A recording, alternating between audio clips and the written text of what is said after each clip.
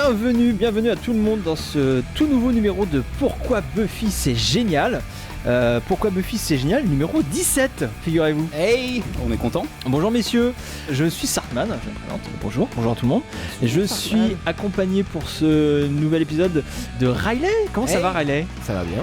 Ça va bien. Il fait chaud. Et il y a un petit nouveau qui nous rejoint, qu'on n'avait pas vu depuis un petit moment, qui s'appelle... Comment tu t'appelles déjà ? Beaucoup de petits. C'est Clément. Bonsoir. Ah, Clément. C'est ça, oui, j'avais oublié Clément. Comment ça va Clément ? Bah écoute, ça va pas mal. De retour ? Bah bien sûr. T'as bronzé un peu. Je suis content de vous voir en fait. T'étais en vacances, non ? T'étais un peu bronzé. J'ai fait un petit détour, oui, un petit break, comme on dit. Nous sommes donc ce soir en direct. Donc le but de ce live c'est surtout de vous faire participer à l'émission. Donc pour cela rien de plus facile. Vous nous regardez sur le player YouTube et à la droite du player il y a un magnifique chat sur lequel vous pouvez intervenir à tout moment. On a les yeux dessus, on voit vos interventions et on pourra y répondre en direct. Je vous rappelle le principe du podcast. Nous mettons l'épisode en lecture et on le commente scène par scène en direct. Libre à vous de le regarder en même temps ou pas. Nous allons donc donner des analyses, des anecdotes, des explications, des critiques, des infos sur Buffy à travers des commentaires audio pour mieux comprendre le show et l'apprécier à sa juste valeur. Hop là, j'ai failli le louper. Ouais, on voit que c'était les vacances, Clément, il y a pas longtemps. Le podcast existe en MP3 sur iTunes, PodCloud, Podcast Addict et plein d'autres sites incroyables, et aussi en vidéo sur YouTube. Rappel de notre site où il y a tous les liens. De toute façon, tout ce que je viens d'expliquer, vous pouvez le trouver sur le site pourquoibuffyc'estgénial.wordpress.com. Et pour nous envoyer des petits mails, c'est pourquoi Buffy c'est génial @gmail.com, tout attaché sans accent. J'ai tout dit. Est-ce que ça serait pas le moment de passer à la rubrique des gros bisous ? Avec jingle. Alors je m'équipe de mon instrument du diable pour balancer des jingles improbables. Attention. C'est parfait. C'est parti. Timmy's down the bloody well, and if you make me miss it, I'll do what? Lick me to death? This is a time of celebration, so sit still and be quiet. Is everyone here very stoned? I love you, Xander. I'll never leave you. I'm the one who sleeps with you and feeds you, bathes you. Yeah. I see her and raise you a yeah. She bathed you? Nothing can defeat the penis. Donc moi je vais commencer les gros bisous. Je voulais faire un gros bisou à JB qui nous fait des commentaires, qui partage, qui est un auditeur très actif et on l'en remercie. Merci cool, à toi merci JB. Gros bisous. Est-ce que vous avez des gros bisous vous ? Oui, moi j'ai un gros bisou à Laura qui doit peut-être écouter normalement. Moi c'est pas sûr. Est-ce qu'elle a su comment se connecter à internet et comment trouver le live ? A priori on est dessus. Donc un gros bisou. Au pire elle entendra en différé. Au pire en différé, oui.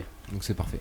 Est-ce qu'il y a d'autres gros bisous ? Moi j'ai un gros bisou à faire à Clap qui est affiché. Et Clap qui est affiché, effectivement. Sur la webcam. Ah oui, on n'a pas parlé de cette mise en scène géniale. Cette nouvelle installation. Donc Buffy est là, Buffy est présente. Buffy est présente. Nous faisons ce podcast sous les yeux de Buffy et sous le. Un peu rigide. Ouais. Et donc. Ouais, elle me stresse un peu moi depuis tout à l'heure. Elle est pas elle nous regarde en tout cas. En tout cas, elle nous regarde. Maniez-vous, on est en retard. Et oui, et la couverture. À côté de Buffy. Voilà. Figurez-vous que c'est une exclusivité la couverture. Oui, c'est ce que je me suis dit en arrivant. En fait, c'est. Alors oui, il est malin. Alors, gros bisous à Clap, donc qui sort le 15 juillet, donc c'est la semaine prochaine. Voilà, Sartman va vous montrer. Voilà. Il sort le 15 juillet en kiosque et il y a dedans, figurez-vous qu'il y a un dossier sur Buffy. Bah on est content. Nom de Dieu, un dossier sur Buffy. De combien de pages ? Un millier de pages. Je sais pas combien de pages les a dit. Carole, qui est la rédactrice en chef de Clap, était venue en invité. La première invitée d'ailleurs. C'était la première invitée du podcast. Et en plus, exclusivité, il y a un article dedans écrit par nous. Arrête, par qui ? Par nous deux. Par Riley et Sartman. Exactement. Donc pourquoi Buffy c'est génial ? Mais oui. Oh la classe. Exactement, un article qui parle de Normal Again et The Wish. The Wish, 2 épisodes assez foufou. Voilà, on a essayé de faire des vrais mots et des vraies phrases, c'est pas facile. C'est plus facile de dire des conneries dans un micro que de les écrire. Mais on a relevé le défi. Pour Buffy. Cool, donc voilà. allez voir, l'article fait 2 pages. Alors voilà, ça sort le 15 15 juillet. Voilà, le numéro de Clap sortira le 15 juillet. Donc un numéro papier, donc que vous pouvez trouver chez votre maison de la presse, n'importe quelle, partout. Ça se trouve assez partout. Et si vous allez sur le site, il y a les points de vente, on peut les trouver. Effectivement. Mais c'est vrai qu'on le trouve. Enfin, moi, je l'ai trouvé en bas de chez moi. On le trouve assez partout. Manifestement, ça va parler de Star Wars, vu l'affiche. Donc, et voilà. raison de On plus va pour aussi parler l'acheter, du Star Wars version Disney. Et ouais. Donc deux bonnes raisons d'acheter ce numéro de Clap. Clap, donc est un magazine de cinéma et de séries. On l'a même pas précisé ça, donc je le précise. N'hésitez pas à aller voir ça. Pour une fois qu'on parle de Buffy en 2015. Dans un magazine papier. C'est vrai que c'était pas forcément évident. C'est pas D'ailleurs, c'est même aussi le cas de Slayer Revival qui parle encore de Buffy Tout à fait. en 2015. Ah oui, on salue nos amis de qui Slayer. on fait un gros bisou. Revival. Donc pareil, si vous voulez de l'actualité. Alors donc ouais, c'est plus sur l'actualité Slayer Revival. Il suit c'est sur un peu l'actualité tout, encore de la série maintenant, donc c'est un bon complément au dossier Carrément, de Clap. Leur Twitter, leur Facebook. les comics. Ouais, ils font des points sur ce que deviennent les acteurs, ouais. tout ça, sur les comics. Slayer Revival qui fait du très très bon boulot. Et comment on est au niveau des gros bisous? On a fini là? Il me semble. Bah, moi, je voulais faire un gros bisou à Laura qui doit écouter. Très bien, peut-être. mais tu l'as déjà dit. Ah, pardon, excusez-moi. Et comment ton cousin Clément? Putain, ça fait un moment que j'ai pas de nouvelles. Il faut Ça l'appeler, m'inquiète un peu. Donc je vais le J'espère qu'il relancer. nous Ouais. écoute. Ouais. J'espère qu'il écoute. Donne-nous des nouvelles. Bon, si on avance un petit peu. Sondage. Non, alors avant les sondages, je voulais qu'on parle des Pod Radio Podcast Awards. Exact, et oui. C'est même toi qui voulais le faire, Riley. Pardon, Je te rappelle. le Radio Podcast Award, on est inscrit, on participe. Et ça commence aussi le 15 juillet. Il faudra voter pour différents podcasts. Et dont le nôtre dans la catégorie ciné-série, je crois. Il y a un nom. Donc c'est un peu les Oscars des podcasts. C'est exactement ça. Les C'est le podcasts festival de Awards. Cannes des podcasts. Quoi. Donc on y C'est est les Podcast évidemment. Awards. Pod Radio Podcast Awards. Et nous sommes en compétition. Classe. Donc ouais, n'hésitez pas, attention, à nous suivre C'est cet été, voilà. Ouais, sur Facebook, sur Twitter, on balancera les liens. Et pareil, c'est le 15 juillet, il y a une espèce de nœud temporel, une convergence des flux temporels le 15 juillet 2015. Vu que c'est à partir du 15 juillet qu'on pourra également voter pour les Pod Radio Podcast Awards. On passerait bien au sondage, qu'est-ce que vous en pensez? Ben oui. Il y a un jingle sondage. Je crois qu'il y a déjà le sondage. Oh la classe. Attention, c'est parti. On va passer à la rubrique sondage. On a lancé un sondage, Riley, le spécialiste du sondage. Suite à la rubrique du sondage, on a lancé un sondage lors du dernier numéro. Immédiatement au résultat du sondage de la dernière fois. Rubrique sondage. Comment ça, il n'y avait pas de sondage? Pas du tout. Bon, le sondage alors, Riley, c'était quoi le sondage de la semaine dernière? Alors c'était pour ou contre un remake ou reboot, j'étais un peu vague sur la question. Extrêmement vague. Pour ou contre un remake de Buffy. Bah on est contre. On a eu plein. Bon, attends, doucement. Déjà, on remercie les gens qui ont participé parce qu'on a eu pas mal de réponses, puis une vingtaine, je pense, avec les réseaux sociaux aussi. Il y a des gens sur Twitter Merci et Facebook qui ont donné leur avis.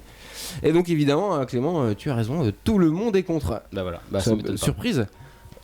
Ah non. C'est des intouchables. Il faut pas, comme Retour vers le futur, tu vois, jamais on fera un reboot de Retour vers le futur. Non, mais alors, ce qui était bien, c'est que bon, j'ai tout lu, effectivement. Ouais. Tout le monde est contre, mais certains sont plus nuancés.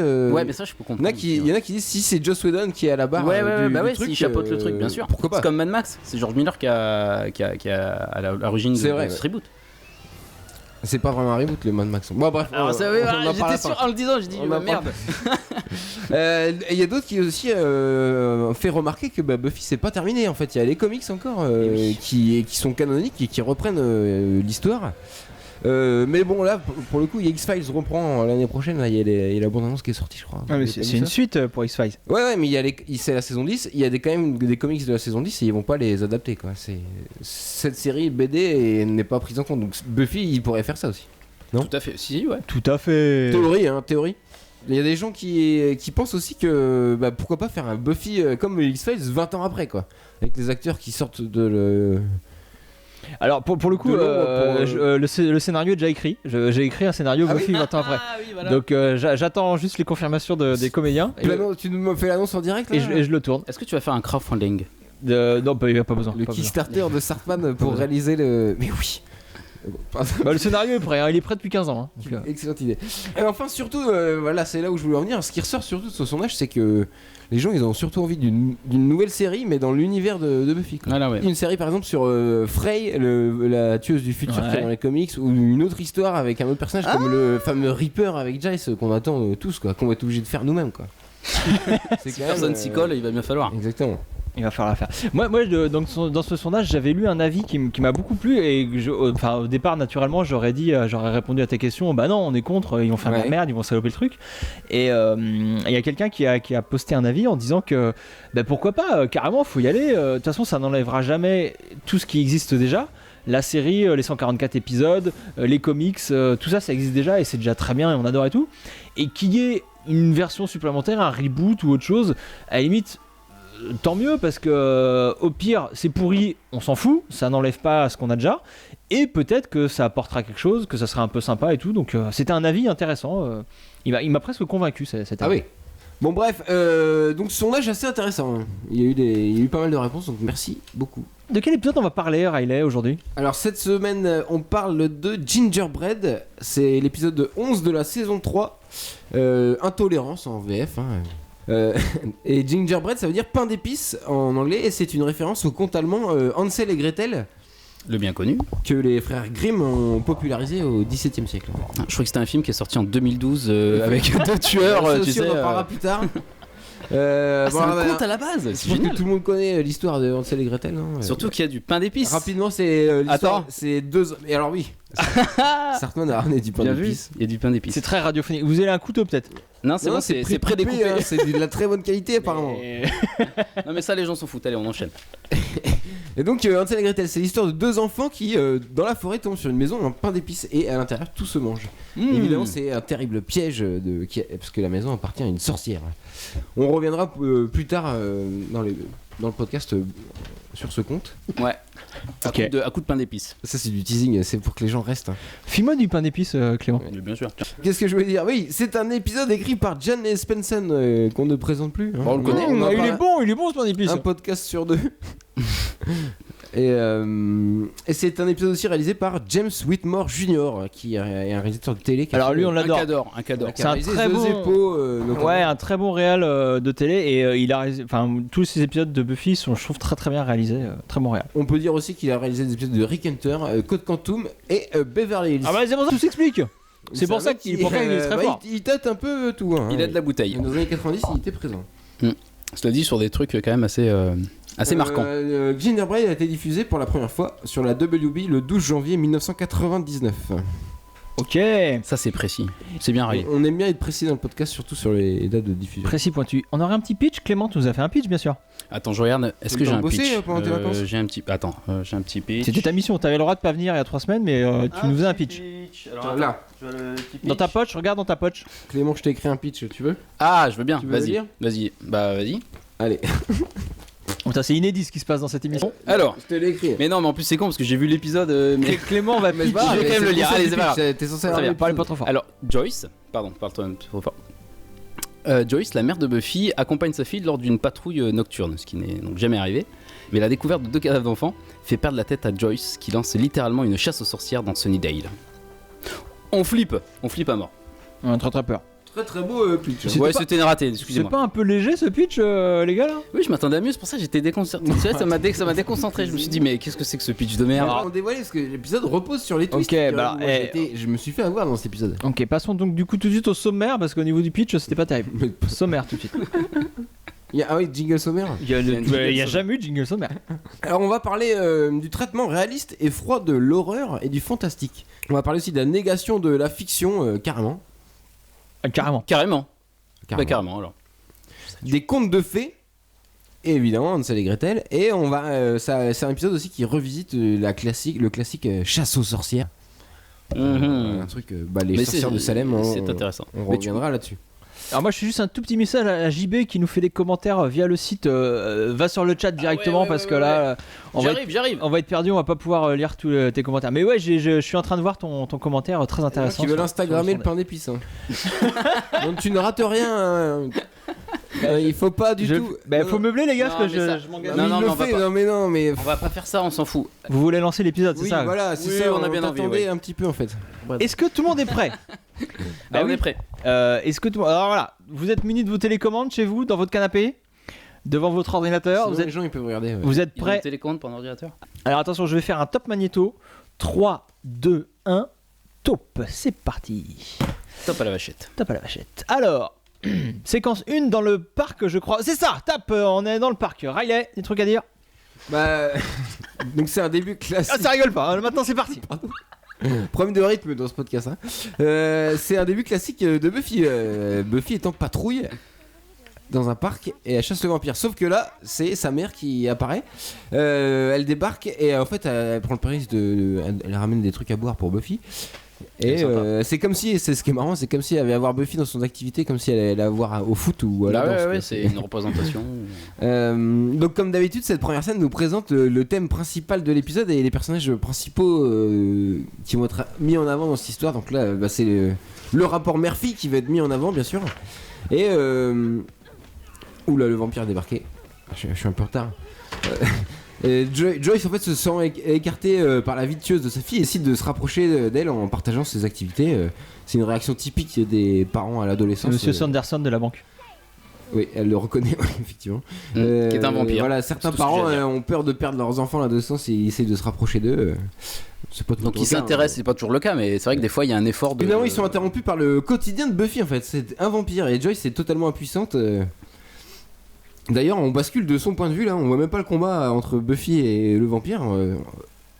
Là, c'est un épisode un peu complètement centré sur Joyce. Bah oui, c'est pas ça qui est important.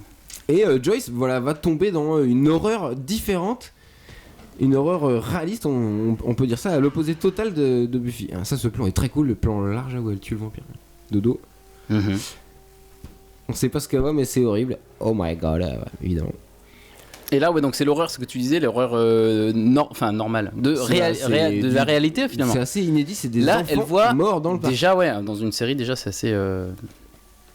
C'est rare à la télévision d'ailleurs. Et d'ailleurs, c'est marrant parce que il y a un autre épisode dans la saison 5 qui s'appelle The Body, qui met en scène, qui est au cœur de l'épisode, c'est Joyce. Et là aussi, ça met en scène une horreur réaliste, une horreur du quotidien. Truc réel qui est totalement à l'opposé. C'est ça qui est marquant parce que pour le coup c'est pas des vampires ou des trolls ou des que sais-je. Là c'est un meurtre de sang-froid, c'est horrible. Mais ouais, et ce qui était intéressant aussi à voir dans cette scène, c'est que donc comme tu l'as dit, toutes les infos doivent être données dans ce début d'épisode, comme par exemple le fait que le monde de Buffy et le monde de Joyce sont complètement différents. Et même si on sait depuis un petit moment que Buffy a besoin de sa mère et de ses amis pour l'aider, elle seule peut finir le job. Et il faut qu'elle soit séparée de sa mère pour tuer le vampire. Et ça c'est intéressant de noter, c'est pas Joyce qui va pouvoir tuer le vampire. Et c'est seulement une fois qu'elle est séparée de sa mère. Alors sa mère peut l'aider, peut on voyait ça dans ce couloir où sa mère voyait à travers le trou. C'est ça, elle peut l'aider et tout. Mais qui doit faire le job final, qui doit tuer le vampire, c'est Buffy une fois qu'elle est seule sans sa mère.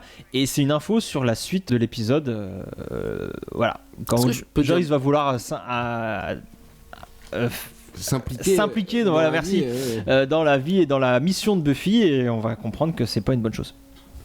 Scène de voiture, ambulance, alors ça c'est du jamais vu dans Buffy. Là les photos, les plans en photo noir et blanc sur les caves des enfants, c'est totalement hallucinant, on n'a jamais vu ça dans Buffy. On est dans Law and Order. Mais oui, carrément, on est dans une série policière. C'est le traitement là de la mise en scène on rajoute une couche sur le côté réaliste de ces meurtres et on n'est pas dans du Buffy classique quoi. On va comprendre plus tard l'importance de ces plans évidemment. Et ouais, et Joyce, donc comme je vous disais, elle a voulu entrer dans le monde de Buffy, elle a voulu partager ça, c'est un terme qu'elle emploie. Et comme on le dit souvent, le monde de Buffy, c'est cruel, c'est la dure vie, c'est dur, c'est sale. Dure réalité. Et c'est ça, il y a beaucoup de sang, il y a des gens qui meurent, et elle est pas du tout habituée à ça, Joyce. Et effectivement, c'est sa fille. Qui elle est totalement aguerrie à ces épreuves, qui la console et qui lui précise même qu'elle aurait voulu lui cacher ces choses. C'est le rapport mère-fille est totalement inversé. Et elle aurait voulu que Joyce ne voit jamais ce genre de choses, comme une mère qui interdit à ses enfants de voir des films qui font peur ou des. Elle a pris une claque Joyce, la réalité de Sunnydale en pleine tête quoi. Il y a des morts. C'est clair. Et là on reprend une relation. Père-fille, où là c'est Buffy qui vient se plaindre auprès de Joyce, totalement l'opposé de ce qu'on vient de voir. Et oui, Buffy qui réconfortait sa mère, là est complètement perdue et qui vient voir sa figure paternelle pour. Qui est filmé en contre-plongée où Giles domine le cadre. Ouais, que voilà, pour bien montrer que là, face à Giles, la hiérarchie. Elle s'écrase. Ouais, et puis là, Giles confirme qu'on n'est pas dans une enquête classique de Buffy. Il y a une marque qui se parle de meurtre rituel et Giles va expliquer que. Justement, si c'est un meurtre rituel, ça veut dire que c'est des humains qui ont commis ces crimes. Oh mon dieu! Et là, ça leur échappe. C'est ça qui est intéressant. C'est que là, c'est pas des monstres. Merde, c'est des humains. Enfin, ça leur échappe. Je veux dire, il y a un petit. Someone with a soul did this. Buffy est carrément choquée. Ok, bon, c'est pas grave. Et alors, là, je prends un peu d'avance, mais ce que ça veut dire, c'est que ça montre que Buffy a des règles. Pardon. Buffy a des règles. J'arrive pas à me relire. Peut-être faut pas lire alors. Peut-être faut pas lire Riley. Non mais ça remet en perspective son rôle de tueuse, voilà c'est ça. Elle dit mais j'ai des règles, est-ce que je peux pas faire une exception pour tuer des humains ? Et bah non, Buffy a des limites qu'elle ne peut pas franchir et c'est ça qui fait sa différence, qui fait la caractérisation de cette tueuse. Et ce qui diffère par exemple avec Faith dans cette saison 3 qui elle n'a pas de limite, n'a pas ses règles et ses codes. On aurait dû parler de Faith à la conférence de Geekopolis en fait. On va pas parler de Faith. Non, on parlera de Faith. On va en reparler, ouais, c'est clair. Bah c'est évident qu'il faudra parler de Faith. Alors on est à la cantine du lycée, qu'est-ce qui se passe ? Xander et Oz se retrouvent ensemble pour la première fois depuis que... Alors on n'a pas fait de preview aussi, il n'y avait pas de preview aussi d'ailleurs, mais... Ouais. C'est la première fois que Oz et Xander sont ensemble depuis qu'ils ont découvert la vérité sur la relation secrète entre Willow et Xander. Mais oui, ils se faisaient des bisous, c'était pas bien. Et donc ouais, parce qu'il y a juste eu un très court moment dans l'épisode d'avant qui s'appelle Amands, où Oz venait chercher Willow alors qu'elle était avec Buffy et Xander, mais les deux garçons ne se parlaient pas dans cette scène là, donc là ouais c'est la première fois où ils sont à côté, c'est pour ça que Xander est extrêmement mal à l'aise. Et on voit aussi comment ça s'appelle, Amy nous est introduit dans cet épisode par un gros plan pour bien nous rappeler, hey, regardez qui c'est, tous les personnages répètent son nom plusieurs fois, c'est un personnage qu'on n'a pas vu depuis la fin de la saison 2. Et donc en plus elle a changé de couleur de cheveux, ça, donc ça ils en parlent. Redit, ouais. Voilà, il s'est clairement surjoué et surligné pour bien nous rappeler. Ah, vous vous rappelez, c'était Amy. Et donc elle aura un rôle à jouer dans cet épisode. Voilà. Enfin, je rebondis sur quand tu parlais de surjouer là pour le coup. Xander, je trouve que il en fait beaucoup. Ils appuient vachement sur le fait que je suis mal à l'aise et tout. Je sais qu'il joue son rôle de Xander et tout, bien sûr. Non mais je sais pas, c'était une petite. C'est pas la meilleure idée de l'épisode, je trouve. Hop, et là Joyce qui débarque. Normal. Et ouais, alors tout le monde est surpris quand même. Mais non, justement, tout le monde s'en fout. Moi, c'est ça qui m'étonne. C'est que les gens n'ont pas l'air surpris. Ouais, bah elle est là, elle est triste pour les gamins et tout. Et tu vois, il n'y a pas de plan sur les gens qui disent mais qu'est-ce qui se passe ? Qu'est-ce qu'elle fout là ? Ah non, mais je parlais de nous, les spectateurs. Oui, voir la mère débarquer là. Enfin, non, mais perso, pas, quoi. Tu vois ta mère débarquer au self de ton lycée. Oui, les deux, de toute façon, ça fait toujours. Ouais, tu fais un coma, quoi. C'est pas possible. C'est pas normal. Et en plus. Enfin, dans un lycée normal, il y a tous les lycéens qui seraient en train de la regarder. Occulte, like witches, le mot est lâché. Joyce a lâché le mot, les sorcières. Witches ou occulte ? Les deux. Les deux. Les deux, mon capitaine. Pour elle, occulte, c'est associé tout de suite aux sorcières. C'est vrai qu'on peut y penser. Oui, on peut. Non, mais dit comme ça, c'est. Non, mais pourquoi pas, mais là, c'est à partir de là que l'épisode va basculer, justement. Joyce se trompe pas, en fait. C'est vraiment un épisode sur les sorcières. Ouais. Sur les sorts. D'ailleurs, et puis on a eu deux plans sur les réactions de Amy et Willow qui elles sont des sorcières. Enfin, Willow pratique la magie. Elle est en amatrice, elle vient juste de commencer. Alors quand on sait ce qu'elle va devenir, c'est marrant. Oh là, attends. Et qu'est-ce qui se passe ? Non, tout au long de l'épisode. En fait, je regarde le chat et il y a 11 secondes à peu près de décalage. Ah oui, non, c'est la télé qui est devant toi qu'il faut regarder. C'est bon, ça. Voilà, ça c'est à partir de là que c'est l'élément déclencheur un peu de l'épisode parce que c'est le début de la folie de Joyce qui va au fur et à mesure de l'épisode. La folie. Ouais, oui, on a dit qu'on le disait comme ça. La folie de Joyce. Elle va petit à petit dans l'épisode plonger dans cette paranoïa, dans la folie, cette chasse aux sorcières, dans la folie. Et c'est la folie. Elle va se mettre cette idée toute seule en tête, Witches, et on va comprendre plus tard que ça vient pas de nulle part cette idée de sorcière. Ah d'accord, ok. Ben oui, tout à fait. Allez, on enchaîne. Mais non, mais là pour le coup, c'est ce qui est bien parce que là, on se dit que Joyce, elle s'investit dans l'aventure. C'est pas normal. Qu'est-ce qui se passe d'habitude ? C'est pas ça. Et on est loin d'imaginer qu'elle va être elle-même victime du truc. Mais là, on spoil carrément mais là, Buffy, ce qu'elle est en train de lui expliquer qu'il faut pas interférer dans sa vie. Voilà, ça y est, t'as retrouvé ton. Il faut pas interférer. Du coup, je finirai plus tard. C'est pas grave. Qui ne doivent pas interférer entre. Comme on disait dans ce couloir, en fait, c'est sa vie de tueuse et sa vie d'adolescente normale ne doivent pas se confronter. Et Buffy veut pas que sa mère, qui représente sa vie normale, revienne dans sa vie fantastique. Moi je remonte dans le chat, je suis très en retard, mais il y a quelqu'un qui dit que c'est le meilleur générique de l'histoire de Phi. Je crois que Clément pense la même carrément, chose. qui a dit ça? Tout à fait. Enfin, Jean-Baptiste Fernandez. Là, c'est Batian là qui dit. Non, mais lui aussi, Jean-Baptiste. Bref, je suis carrément d'accord. Moi, pour moi, c'est the best generic ever. Et ben on est voilà, d'accord. c'est dit. On est d'accord, c'est officiel, c'est le meilleur générique de l'histoire. Vive la saison 3. Enfin, le générique de la saison 3. Vous savez que c'est la première fois qu'on voit la mère de Willow. Et ben ouais. Et première et dernière fois, hein, parce qu'elle est nulle. Non, surtout c'est intéressant de voir que c'est la seule fois où on va voir ce personnage. Ça renforce sa connerie. Oh là, priorité directe, Giles et Joyce se revoient depuis Band Candy. Ah, ils ont fait des cochonneries. Il y a au moins quelques podcasts. Hein. Ils y a une petite, ils avaient couché ensemble. Il y a un petit mal à l'aise. Entre les deux là, ils sont un petit peu. Ah ouais, ça va bien, ouais, ça va. Ça va, un malaise, une tension et en même temps on s'attirance, ils s'aiment bien. Quand même. Oui, t'as vu le regard de ça Joyce, joue là bien. L'attirance, je sais pas trop s'il y a encore de l'attirance. Si, il y a quand même un truc. Mais non, mais justement, malaise teinté d'attirance. C'est vrai que Rupert, il est beau gosse, ça, on est d'accord. Oui. Mais après, voilà, il y a surtout du malaise. Il est classe. Tu sais ça? Bon, la mère de Willow, c'est carrément le cliché de la femme américaine. Oui, donc c'est grave, mais on est dans une situation complètement américaine. Complètement coincée, quoi. Le mysticisme pour les adolescents, la montée, c'est horrible. C'est la Mireille Dumas de Sunnydale, quoi. Alors, qu'est-ce que tu veux dire par là? Je comprends pas. Non, mais c'est Mireille Dumas sur le jeu de rôle qui avait cassé les jeux de rôle en disant que c'était l'œuvre de Satan.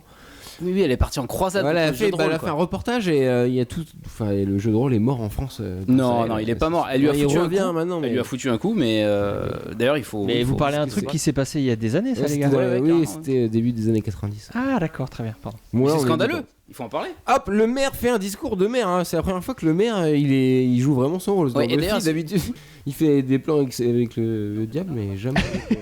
Et alors, est-ce que je vais trop loin quand je dis qu'il est sorti de l'ombre dans le cadre? Bon, là, on l'a loupé du coup. Et moi, je trouve surtout qu'intéressant aussi de la manière dont il est filmé. La caméra est au milieu de la foule, et du coup, à chaque fois qu'il est dans le plan, tu vois, il y a des amorces d'épaules, de têtes, de gens qui regardent. Il est vraiment au milieu de la foule. Ouais. Là, je trouve que dans ses choix de mise en scène, il est vraiment, il est à égalité avec le reste de la population de Sunnydale. Ah, d'accord. Comme le dit Riley, on a un maire qui joue pas son rôle de Big Bad, mais qui joue juste son rôle de maire. Mais sur le fait qu'il sort de l'ombre, non, mais je déconne. Allez, et là, Joyce fait un discours totalement crédible, mais elle se dit un peu ce que se disent les gens. Mais ça fait 3 saisons qu'il y a des gens qui meurent quand même dans la ville. Mais grave. Mais on s'est tous dit ça. C'est quand même bizarre qu'il n'y ait pas la police qui intervienne ou. Colombo. Là, Joss Whedon et les scénaristes, finalement, ils profitent un peu de ce truc qu'on peut reprocher finalement. Pourquoi il y a plein de morts, personne s'en rend compte. Et avec ce traitement réaliste de l'horreur pour cet épisode. Bim, priorité directe, Unnatural Evils. Et là, qu'est-ce qu'on voit? Plan sur le maire. Ça, c'est bien joué. Évidemment. Ça, c'est bien joué. Mais vas-y, reprends ta. Oui, non, mais le silence, c'est la plaie de cette ville. Et là, elle révèle à tout le monde qu'il y a des vampires, qu'il y a des monstres et qu'il faut se battre, quoi. Et qu'il y a des tueuses aussi. Qu'il y a des tueuses, effectivement. Donc elle le dit. Alors que Buffy, dans la scène précédente, lui avait dit qu'il fallait se taire. Ouais. Donc, shit. Elle vient de dire shit. C'est marrant, mais les scénaristes se servent de ce truc pour le justifier là et en parler concrètement dans cet épisode que on est dans une série fantastique. Ça me fait penser à Lost, tiens d'ailleurs, quand on écoute un peu dans Lost Nicky et Pablo. Arrêtez de me faire des signes si vous avez un truc à dire, dites-le moi. Alors d'accord, Sartman, l'image bouge beaucoup quand tu tapes sur la table, ça fait bouger la caméra. Là, faut que j'arrête de taper. Ah bah voilà, ça c'est plus clair. Je vais essayer d'arrêter de taper sur la table. Lui dire des trucs. Bah oui, dites-moi. T'as braguette ouverte. Alors attendez, parce que là il y a quand même. Ah non, attends, peut-être que j'anticipe, j'ai pas vu du coup. Oui, on arrive à la. Bim, il y a un énorme twist là. On arrive à la. Il est là, le twist. Joyce parlait de sorcières. À la fin de l'acte 1. Des sorcières. Et là, donc on se dit merde, c'est elle les méchants. Combien de sorcières on connaît dans Buffy pour qu'il y ait un twist? On en connaît 2. Et comme par hasard, une des deux est arrivée dans une scène de cantine. Et là, oh merde! Willow est dans le coup et Amy bien sûr sont là. Et donc peut-être que Joyce n'a pas tort. Cette scène qui marque la fin de la et surtout là, bim, le plan, le symbole, voilà. Ça appuie la théorie de Joyce, l'horreur réaliste, on y est, et c'est les sorcières, c'est le mal. Les sorcières, c'est pas cool. Hop, alors sorcières, c'est parti, la chasse aux sorcières, évidemment, il y a ça commence. Il y a un jeune gothique différent qui se fait embrouiller direct par des gros beaufs, par des connards, par des joueurs de foot américains, forcément. Voilà. Qui représentent la team connard. Non mais on le dit dans Buffy. Qu'est-ce qu'on dit dans Buffy? Là, il y a un petit problème de conducteur. J'ai Dis-nous, l'impression. Riley. On est en retard sur le conducteur. On avance, pardon. Bah, je sais plus. Bah, si, t'avais tout un truc à dire là. Si, c'est les. Non, mais j'ai pas retrouvé. C'est voilà, Buffy qui arrive pour leur faire peur. C'est les gens différents qui ont raison, et on sait que. Dans Buffy, c'est un peu. Voilà, c'était la voix. Mais non, mais voilà, ce qu'il veut dire, c'est que ce qu'on disait d'habitude, c'est les gens mais qui sont. aidez-moi au lieu de vous me chambrer. Mais j'étais en train, putain. Mais voilà, c'est c'est ceux qui sont différents, c'est les anormaux qui ont raison dans Bah Buffy. oui, c'est ce que donne comme les événements. Donc là, clairement, c'est un épisode qui va faire écho aux fameux événements très connus de Salem de la fin du XVIIe siècle, et qui peut être vu aussi. Enfin, toutes ces époques de grosses paranoïa collectives. On peut parler du macartisme, on peut parler de la terreur à l'époque de la Révolution française. C'est des phénomènes, en gros, qui servent aussi de prétexte à certains pour faire ressortir au grand jour des conflits latents. Comme à l'époque de Salem, il y avait des désaccords commerciaux entre des gens qui se sont révélés servir de prétexte pour accuser les gens de sorcellerie. Là, voilà, clairement, on a un gros beauf qui n'aime pas trop ce petit gars qui s'habille différemment, qui est un peu gothique apparemment, qui se maquille, et du coup, il utilise cette chasse aux sorcières, clairement, le mot est dit, pour lui dire t'es pas pareil, c'est peut-être de ta faute s'il arrive. Ah, tu es étranger. Ah, c'est ça. C'est du classique. Tu es pas normal. En situation de crise, on se retourne vers les minorités, et c'est ce que font les gros beaufs footballeurs américains que Riley n'aime pas apparemment. Il aime pas les... Je les déteste. Hein, ouais. On a loupé une phrase complètement géniale de Cordelia. Donc, Cordelia est géniale déjà à la base. Qui nous revient du coup, parce qu'il y a eu une petite pause. Bah, elle était, oui, parce que. Elle a été cocufiée par Xander. Xander voilà. qui n'a rien compris à la vie, on est d'accord. Hein. Xander est complètement à la ramasse là, il parle que de lui tout le temps. Et surtout, il a trompé Cordelia avec Willow. Enfin, voilà. Grosse erreur. Grosse erreur. Et non, et surtout, Cordelia disait That was a pointed comment about me hanging with you guys. En fait, on en a parlé dans le podcast hors série sur Kaamelott. Elle a fait du lorco en fait. Vous comprendrez quand vous écouterez le podcast. Elle a expliqué par une vanne, par une réplique complètement méta, elle a expliqué une vanne sur son personnage, sur ses motivations, et voilà. Et donc elle a fait une analyse de la scène par une réplique. C'est brillant. Descente de police au lycée, c'est du jamais vu dans Buffy. Caméra à l'épaule. Mise en scène caméra à l'épaule. Voilà, c'est ouais, ça c'est intéressant de le noter. Voilà, on est dans une série policière depuis le début de l'épisode et ça se confirme. Hein. Ils vont carrément. Là, il va y avoir une grosse métaphore. Les plans sur Snyder, et voilà, pareil, on est dans on répète, le Snyder ou The Shield ou des choses comme ça. Ouais, quoi. carrément. Ouais. C'est The Shield avant l'heure. Caméra à l'épaule. Et ils vont parler de la magie comme de la drogue en fait. Il y a évidemment une grosse métaphore. Voilà, pour ceux qui n'ont pas compris encore que la magie, dans Buffy, la magie c'est la drogue. La drogue. Amy se fait arrêter, se fait emmener chez le proviseur, c'est quasiment pareil. Et Willow s'inquiète, elle aussi elle a des trucs dans son. Et voilà, Xander encore égoïste. Mais Alors. Cet épisode, il est pas si égoïste que ça, parce que il parle de ses playboys quand même. Oui, non, mais il a son histoire, sa propre histoire à lui qui est un peu à part des autres. Mais ce qui est intéressant avec son histoire, c'est que c'est aussi une histoire de paranoïa. Ça rejoint aussi le thème de l'épisode. Il développe sa propre paranoïa, et c'est comme pour nous montrer que être parano, ça peut aussi être rigolo. Quand ça conduit pas à des peines de mort. En fait, ça montre que être paranoïa, si t'es tout seul à être paranoïa, c'est drôle. C'est drôle. Si t'es beaucoup, ça peut amener, ça peut amener à des dérives. Mais il est dans le thème. L'histoire de Xander. Il est dans le thème, sauf qu'il est paranoïa pour complètement autre chose. Lui, pour son histoire, il a peur que les gens lui en veuillent pour ce qu'il a fait avec Quill. En fait, c'est ça. Son histoire. Xander pour faire un peu sourire. Et ça continue la descente, mais là, c'est carrément, je sais pas. Non, je sais pas. Chez Giles, on lui confisque ses bouquins de magie. Scandale! Voilà, c'est gros scandale. Caméra à l'épaule encore, ça continue.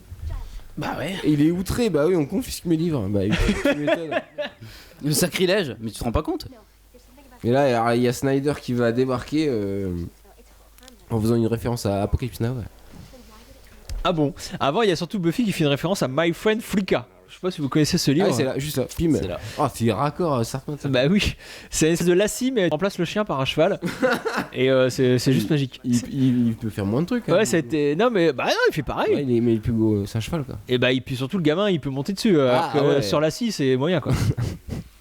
Et non, mais c'est. Voilà, au départ, c'était un et bouquin. on a raté Snyder. Bah oui, non, mais là, oui, surtout que la référence Apocalypse Now, c'était moi qui voulais la faire. Je suis dégoûté. Ah, bah vas-y, alors Clément, t'écoutes. Bah alors, là, il a fait une référence à Apocalypse Now. Et il dit quoi? Qu'est-ce que c'est Apocalypse Now? Tu m'expliques un peu ou non? Le film de Stanley Kubrick. Est-ce qu'on est bien d'accord De Coppola, Coppola, pardon.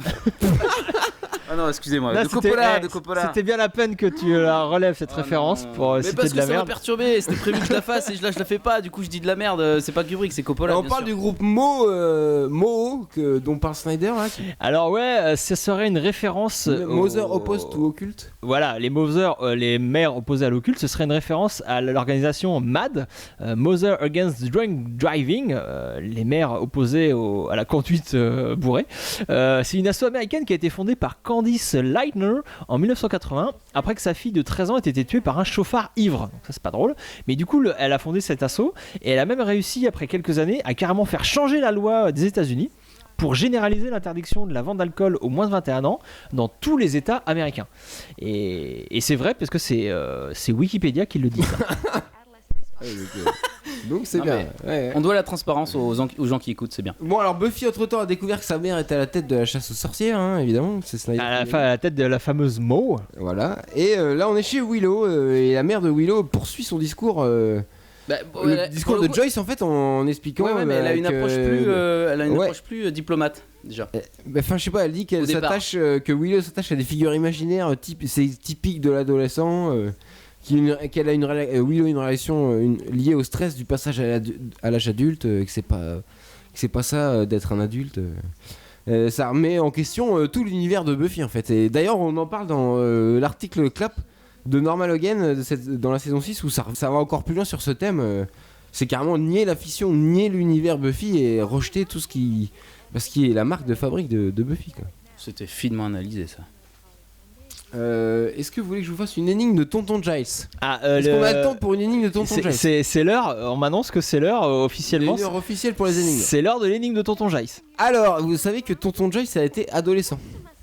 Il s'appelait, oui. Il s'appelait Rupert. Rupert, oui, pareil. Il s'en souvient. Et à cette époque, le énigme de Tonton Giles, hein, peut-être il y aura un jingle bientôt hein, pour ça. Je sais pas. Le jeune Rupert est fasciné à l'adolescence, vous savez, par la légende du roi Arthur. Et des chevaliers de la table ronde. On a fait un podcast à ce sujet, hein. Souvenez-vous. Tout à fait.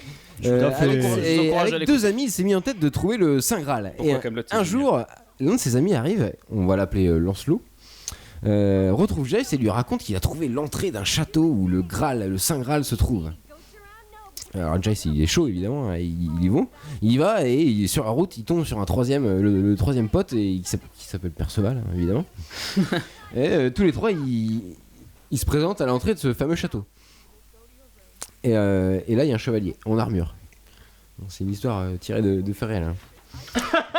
Il y a un chevalier en armure. Là Lancelot il fait ok, en fait comme moi vous allez voir c'est super facile.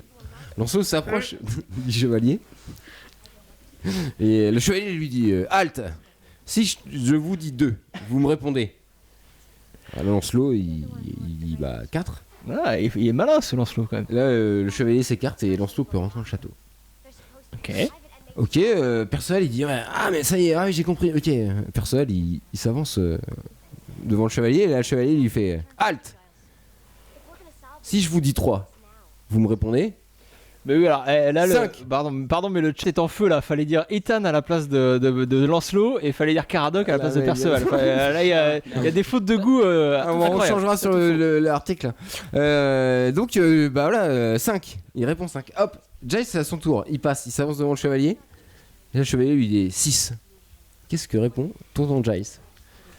La réponse dans les commentaires. C'est ça l'énigme. Ouais, qu'est-ce que répond Tonton Giles quand le chevalier lui dit 6? Ça a l'air tordu, hein. On est dans la maison de Buffy, on a raté plein de trucs là. Bah oui, non, mais moi je suis un peu. Bah là, Joyce dit à Buffy que t'as plus le droit de voir Willow, c'est terminé. Voilà. Là, Joyce devient la méchante de l'histoire, c'est quand même assez notable. Que tout d'un coup, la Joyce devienne un peu extrémiste. Comme sont parfois les Américains pour parler de Ethan et Caradoc, mais personne pour répondre à l'énigme. Pardon Clément, excuse-moi. Je changerai le chat parce que c'est un peu la difficulté de podcast, Clément. Tu sais bien, c'est de trouver une faille pour parler. Vas-y. On te laissera jamais parler. On va suivre le conducteur plutôt, non? Je sais pas, qu'est-ce que tu disais toi? Je sais même plus. Très bien. Non, mais oui. Donc, alors moi, ce qui m'avait surtout choqué dans cette scène, je pense que personne l'a relevé, c'est les chaussures qui grincent de Buffy. Mais bon, je pense que tout le monde s'en fout. Mais moi, ça m'avait énormément gêné. Et là, bim, là, quand même, il se passe quelque chose de. Là, c'est le deuxième gros twist de l'épisode après les sorcières. C'est que les enfants sont pas morts et enfin, ils sont morts, mais ils parlent à Joyce en tant qu'esprit, quoi. Et Joyce n'est pas folle, elle est manipulée depuis le début. Parce qu'on est à la fin de l'acte 2, voilà. Je me suis fait avoir, je vous l'ai dit ça. C'était la première fois. Et voilà. Tu t'es fait avoir. Mais oui. Fin d'acte, vu que c'est un épisode. Depuis autant. Vu que c'est un épisode très bien écrit par Jen, fin d'acte, il doit y avoir un petit twist, un petit quelque chose. Et là, il est pas dégueu son twist, quoi. C'est carrément. Ah ouais! Joyce n'est pas. Ça remet en cause tout l'épisode, quoi, en fait. Voilà, c'est ça. Joyce est vraiment manipulée. On commence à la détester. Elle est sous l'emprise de démons. Alors là, on peut parler un peu réalisation sur ce début d'acte 3. Je trouvais que les plans serrés sur les babioles, les bougies, l'espèce d'hôtel commémorant les morts des petits, ça marchait. Mais juste après, il y a un plan large. Pour bien resituer la scène, j'imagine que c'est pour ça qu'ils ont mis ça là. Et je trouve que ça marche bien. Du coup, ça fait très cheapo, ce travelling là. Avec les bougies, bon. Après, plus on va se rapprocher, moins ça va être cheapos. Mais je crois quand on était large. Ça montre peut-être que. Sur le tourniquet, je trouve que ça marche pas. Ils ont réussi leur coup, quoi. Mais il n'y a pas que Joyce qui est manipulé, c'est toute la ville, quoi. Ils mettent carrément tous des bougies. Oui, c'est ça. Tout le monde est taré, quoi. Oui, ça peut aussi montrer ça. Un tout petit truc, un tourniquet décoré, ça y est, ça a pourri le cerveau de toute la population. C'est peut-être ça aussi que ça peut montrer. Ou peut-être que là aussi, bon là, Angel il la ramasse. Hein, c'est la seule scène avec Angel, je crois, c'est ça? De l'épisode? Oui. Ouais, bah là, mais Angel il faut qu'il parte dans sa série parce que là il pourrit, il dit à Buffy qu'il n'y a pas d'espoir, que c'est comme ça.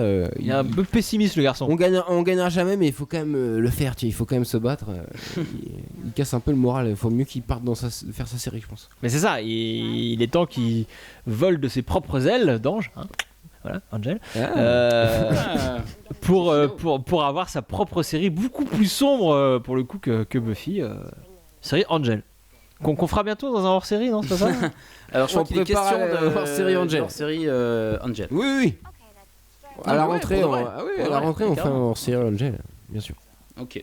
Il y a des propositions de réponse à l'énigme, Riley, qu'est-ce que t'en penses? Faut que je guette ça. Ah bah attends, je vais. Ça serait génial si on avait un vainqueur en direct, ça serait assez génial. Je connais plus la réponse déjà. Ah très bien, ça commence bien. Alors si ça réagit vachement. Donc là on est. Il n'y a pas du tout la réponse. Pas du tout la réponse. Il y a des gens Laeti qui dit j'ai rien bité. C'est 50. Il y aura un article sur le site. C'est 53 la réponse, c'est pas ça? Voilà, 42. 0,5 à peu près, je crois. Et mais sinon, là au niveau de la scène qui se passe, il y a des choses à dire ou pas du tout? Bah là pas trop parce que pour le coup Angel, c'est vrai qu'il a un discours vachement pessimiste. Qui fait pas avancer le truc, mais qui plombe par contre vachement. Et là, c'est vrai qu'on se dit, merde, comment on va faire pour s'en sortir? Et là, on enchaîne sur Giles qui pianote devant son ordinateur et qui lui parle. Ça, c'est ça qui est génial. On dirait moi. Il a plus de bouquin. Dès que mon ordinateur il marche pas, ça m'énerve. J'ai la même relation que Giles avec les ordinateurs. J'ai bute rien. Ah, mais voilà, je rebondis sur la. Faut absolument que tu filmes ça, Clément, quand tu es face à ton ordinateur, parce que si c'est aussi drôle que Giles, on veut voir. C'est drôle, mais c'est. Faut que tu fasses une chaîne YouTube. Clément et l'informatique. Voilà, Buffy a compris qu'il y avait un souci quand même. Elle se dit mais qui sont ses parents? Puis personne n'en parle. Tout le monde a accepté ces morts d'enfants avec des plans qui nous le montrent bien. Il y a des photos qui le prouvent, il y a des bougies, un enterrement, une commémoration, tout est là, mais il y a un problème quand même. Est-ce que cet épisode parlerait pas de l'endoctrinement? Tu sais, le mec qui découvre. Ah putain, mais en fait ça parle de ça. Et c'est vrai que c'est marrant parce que ça a choqué personne aussi, toi, en tant que spectateur. Et on s'est pas posé la question non plus à partir du moment où on voit les enfants avec Joyce, mais c'est là où ça change. Avant, mais ouais, effectivement, on s'est pas dit, mais c'est qui ces enfants, d'où ils sortent? Le scénario nous a emmené sur une autre piste et on a suivi, je me suis fait avoir, je l'ai dit. Tu t'es fait avoir? Mais moi aussi je me suis fait avoir. On a raté Buffy qui est Willow qui est connecté en Wi-Fi en 1999. Et là elle était très en avance. Ça n'existe pas le Wi-Fi.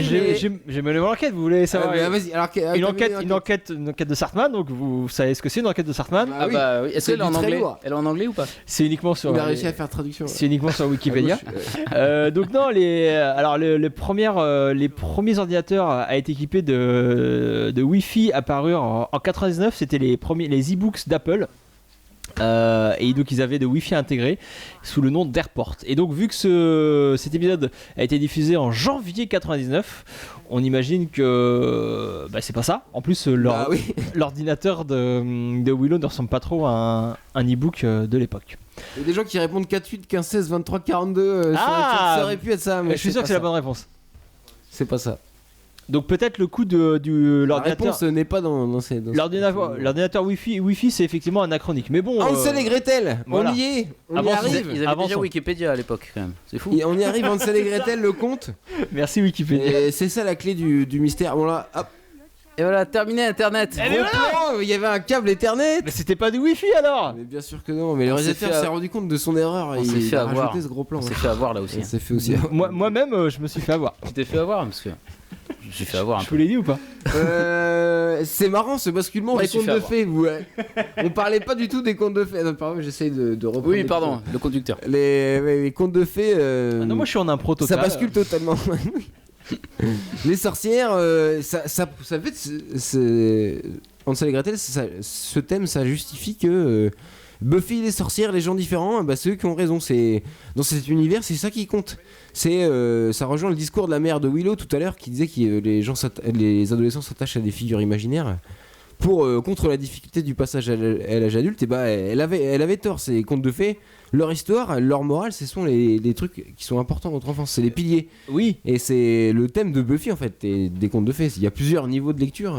Et c'est ça. Et la mère de Willow veut lui interdire les contes de fées. Et c'est ce qu'on se rend compte en regardant Buffy régulièrement. C'est que non, les jeunes, les adolescents, les enfants ont besoin justement des contes de fées et de s'y confronter pour devenir adultes et apprendre de ces histoires. Faut surtout pas les éviter en fait. Et c'est ce que fait très bien Buffy en modernisant les contes de fées. Voilà. Et là pareil, Giles lui ancre un peu dans la réalité de leur univers Hansel et Gretel en disant que c'est des vraies personnes qui ont existé, que les légendes et les contes, ça part toujours d'une histoire vraie qui de bouche à oreille s'est transformée, qui est devenue un mythe. Bon, ça, tout le sujet de Mad Max, mais si, mais il parle de ça. Non mais bien sûr, mais les contes. L'histoire ne sont pas toujours. Non, mais ça part toujours d'un événement. Tu savais que les Dalton avaient existé, toi? Oui, j'avais entendu parler. Si, bien sûr, les 4 frères Dalton, ils existaient. Et voilà. Oh la vache, j'ai mis un petit blanc, excusez-moi. C'est génial. Je le travaille. Priorité au direct, il y a Michael là, qui est sur le point de se faire choper par des gros fachos. Et donc il demande de l'aide à Rupert Giles. Normal. On est d'accord. Et non. Là, il vient annoncer qu'ils ont capturé tout le monde, que c'est terminé. C'est Salem, quoi. C'est le bûcher. C'est la purge. Voilà, la scène géniale, Body Snatcher. Ah, c'est celle-là? Ouais, on y est là. Mais oui, bim là, ils sont tous devant la porte. Ça devient menaçant, là. Il y a 4 adultes là devant la porte. Ouais, on se croirait vraiment dans le Body Snatcher, l'invasion des profanateurs de sépulture en français. Film génial, hein, je sais pas si vous avez vu. Mais au demeurant. Mais voilà, il y a plein d'autres films comme ça, mais moi c'est ma référence pour ce genre d'univers là où tout le monde a le cerveau lavé et devient une espèce de zombie, comme on le voit aussi dans cette scène. Joyce et ses amis de Mou, ils attaquent Giles et on voit vraiment qu'ils sont sous l'emprise de Joyce qui fait ça. Là, ils deviennent tarés. De quelque chose de malfaisant. Ah, sur le chat, ça se base sur l'énigme. Non, faut répondre à l'énigme dans l'article sur le site. Attends, s'ils trouvent tout de suite, c'est encore mieux. Bah ouais. Alors, il y a des gens qui n'ont pas trouvé, mais non, ils ont pas bien écouté l'énigme. Est-ce qu'il y a des gens qui ont trouvé?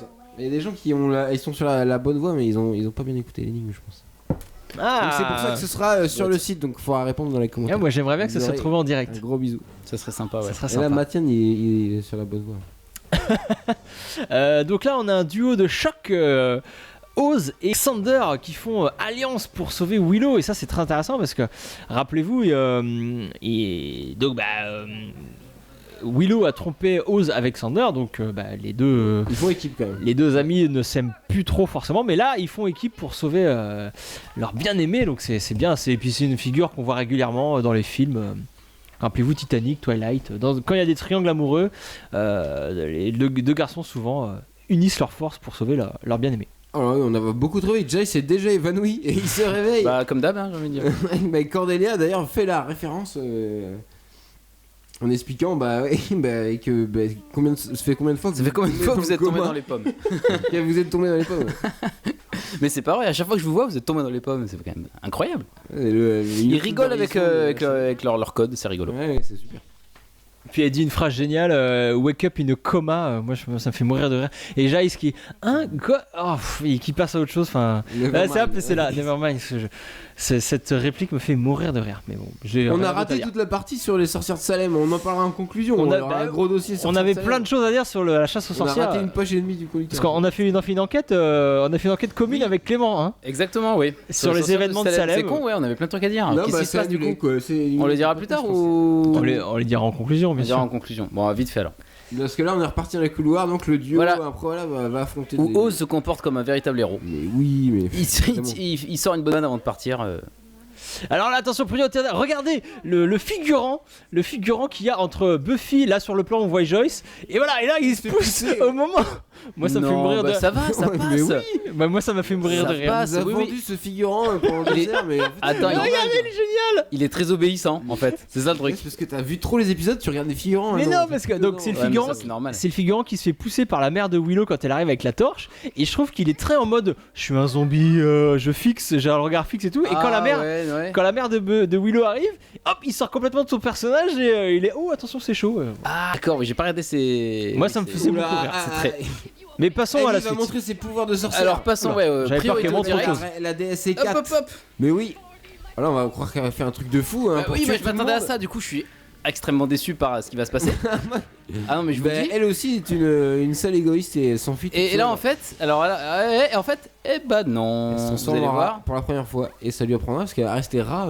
Justement pour la première fois. Oui, est-ce que vous trouvez pas ça un peu faiblard? Pas pour la première fois. Rappelez-vous, ce sort elle l'a utilisé sur Buffy dans Bewitched, Bothered and Bewildered. Donc c'est exactement le même sort, c'est pas du tout pour la première fois. Elle sert à quoi dans l'épisode? C'est ça qui m'a étonné, c'est qu'elle se barre là sans pour l'auto. Oui, mais cette fuite ça correspond à son perso. Ouais, mais alors ça d'accord. Dans sa caractérisation et tout, c'est vraiment le machin. Enfin, je sais pas, ça m'a pas. J'ai trouvé ça un peu. Bah c'est cohérent. On fait un épisode sur les sorcières, on fait revenir la sorcière qu'on a vue en saison 1, en saison 2.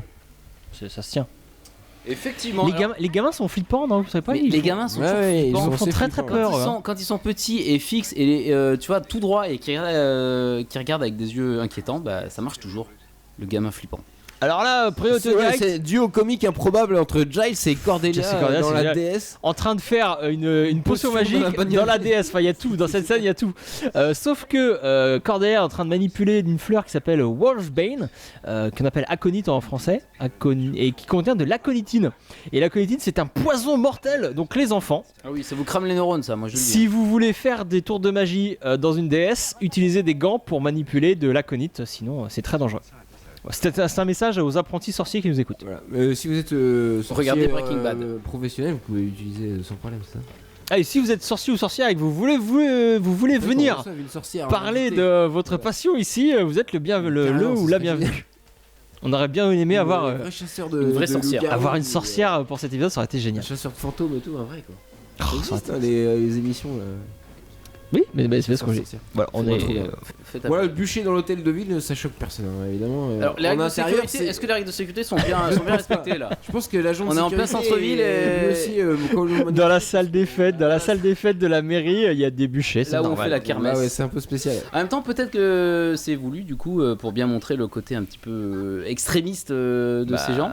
C'est surtout que ça coûte du pognon de tourner en extérieur et ils ont préféré tourner en studio. Je suis pas sûr parce que moi, je trouvais ça absurde et pour le coup, peut-être que c'est justifié par ça. Je sais pas. Pour le coup, non, le maire intervient pas et tout, c'est quand même un peu bizarre. Pourquoi il n'y a pas le maire dans cette séquence? Parce que non, lui il faut le garder. Attends. Et parce que leurs décors les décors de la mairie existent déjà, ils ont été construits pour cette saison 3, donc ils les rentabilisent en mettant le bûcher dedans. C'est purement économique. Tourner en extérieur une scène comme ça coûte beaucoup trop cher. Et puis il y a beaucoup de scènes dans ce bûcher. Donc la fin c'est là. Ça me fait penser aux Simpsons où il y a un épisode sur deux se finit par une révolte. Tu sais, les habitants sortent les torches et veulent cramer des mecs. Voilà.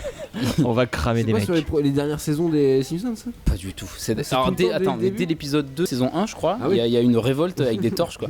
Non, mais c'est un truc qui a vachement marqué ma chronique, je crois. Pourquoi les Simpsons c'est génial. Ah, mais attends, mais j'y travaille. Faut que tu nous fasses ça. Ah, ouais. Merde, je suis con, je l'ai dit, mais voilà. Bon, bref. Hop, c'est Cordelia qui éteint le bûcher, qui sauve tout le monde avec Giles. Cordelia donc qui joue, qui est un peu l'héroïne, une des héroïnes de cet épisode. Et Plus ou moins. Elle Jen sauve et la Spencer- situation. Elle sauve carrément la situation. Jane Svensson aurait dit, donc j'emploie le conditionnel, Oui. c'est une enquête que j'ai fait de loin quand même, aurait dit qu'elle aurait eu du mal à rendre Cordelia héroïque dans cet épisode car à l'époque Référence à Die Hard, hein, bien sûr. elle l'a trouvé, Conduit elle trouvait que c'était un personnage superficiel et ressemblant trop à, entre guillemets, ce que les hommes attendent des femmes. Et donc voilà, elle a eu du mal, mais elle a changé d'avis sur Cordelia qui est géniale et qui est bien sûr effectivement ce qu'on attend des femmes. C'est pour ça qu'ils l'ont fait partir dans Angel après. Bah parce que c'est le meilleur personnage de la série, De Angel. de tous les temps. Ah oui, du Buffy verse. Du Buffyverse. Alors attendez, parce que alors là quand même, Bah oui, ça y tout est, ça c'est incroyable. Alors déjà, plan sur fond vert. Fusion des méchants. Et c'est deviennent un dégueulasse. vrai démon. Et ils deviennent un vrai démon. Ils se matérialisent en Bah vrai oui, démon il faut une baston dans de 3 Buffy, mètres. bien sûr. Il faut toujours une bonne baston. Toujours. Et là. Sauf qu'il n'y avait plus le temps, il reste plus que 30 secondes d'épisode. Donc Alors ouais, Buffy va justement. trouver Alors là, le- on se dit putain, le combat n'est pas passé. Du coup, ça va être encore super long. Je pensais que l'épisode était fini. Et ben en fait non, parce qu'on va se. Alors le méchant va mourir d'une façon idiote. Enfin là pour le coup, on est en attente du combat parce que Buffy va se déchaîner. Même pas, elle y arrive pas. Et du coup, elle trouve. Hop, elle se Le seul planche, moyen pour voilà. le tuer, c'est On le voit, le poteau. c'est hors champ. Et voilà, le son nous indique que Je l'ai qu'il eu, s'est je fait l'ai eu. transpercer. Enfin, elle demande si elle l'a eu, ouais. Et est-ce que c'est c'est grave, pas bien la, fait est-ce que c'est transpercer. pas la mort la plus Ah, le débile plan est marrant avec les deux qui tombent en plus. en retard, ouais, bien sûr. Alors sur le chat, j'ai cru apercevoir que quelqu'un avait une académie de sorciers à côté de chez lui. Donc s'il y a eu c'est une adresse, nous on est preneurs. Il faut absolument prendre contact avec S'il y a, cette académie de s'il y a un contact d'académie, moi je prends. Enfin j'ai cru lire ça, j'ai peut-être mal lu. Mais priorité au direct, Voilà, dernière scène. Ouais. Là, Clément, tu disais sur le. Sur le monstre en fait, est-ce que c'est pas la mort la plus débile d'un monstre dans Buffy si on oublie celui de l'épisode d'Halloween où il reprend sa taille normale ouais, et tu sais il est, Ah ouais. ouais, il est minuscule. Mais c'est quand c'est le méchant, il veut contrôler, enfin il agit sur l'univers et pas physiquement, tu vois, il est plus fort Ouais. en manipulant que en étant physique, du coup il se fait. Et du coup il est nul en du physique. coup il est ridicule à la fin. Et là on veut nous faire une sorte de dernier twist. Celui-là je me suis pas trop fait avoir en fait quand il se transforme en démon géant, bon un peu raté, torse nu. Il meurt, enfin c'est un démon, il a rien de spécial quoi. Ouais. Mais bon, c'est drôle. en Dernière scène, ils essayent de sauver Amy et ça ne marche pas. Parce que ouais, Willow fait que des sorts. un peu- Rendez-vous un peu en saison moisis. 6 comme Elle on est pas disait, encore, sur le chat. elle est pas encore formée la petite Willow. Ah merci. Ouais, merci. Mathias de nous envoyer l'adresse de l'académie des sorciers. Moi je Et suis. il y a Jean-Baptiste Fernandez qui nous Renseigne-toi. dit qu'il y a un plan Complètement Terminator 2. Alors explique-nous Jean-Baptiste le plan Terminator 2. Je l'ai pas vu. Pourtant je suis affûté sur je suis affûté sur T2 là, je le vois Alors là, tous les 8 jours. Le hors-série à sur peu près tous les 3 Terminator mois 2, à peu Clément. près. Attendez. L'épisode est passé très vite. Hein. Ça a été très On n'a rapide. pas dit la moitié de ce qu'on voulait Et dire. le alors que c'est un conducteur épisode était très cool. mélangé. Hein. Quelqu'un a mélangé mon Alors, truc. il faudrait qu'il fasse se cotiser pour acheter Oh, le salaud. une agrafeuse à Riley, je pense. Ouais voilà. D'habitude j'ai une agrafeuse. Riley a grandement besoin d'une agrafeuse parce que là il a des feuilles qui ne tiennent pas entre elles et il a été perdu dans son conducteur. C'est un scandale. Qui a touché mes feuilles? Qui a touché? Je pense que c'est toi, hein, Clément. T'as C'est- voulu m'embrouiller. C'est forcément un commenté. C'est un commenté. Et là, donc, il y a une paranoïa qui se développe. Forcément. sorcière. On va te brûler. On va te brûler. Ça le mélangeur de feuilles. Conclusion ou pas? J'ai envie de dire conclusion. Peut-être on va parler un peu de Salem avant la conclusion parce Parce que qu'on a quand même zappé on a- cette Ah partie. ouais, oui bah oui.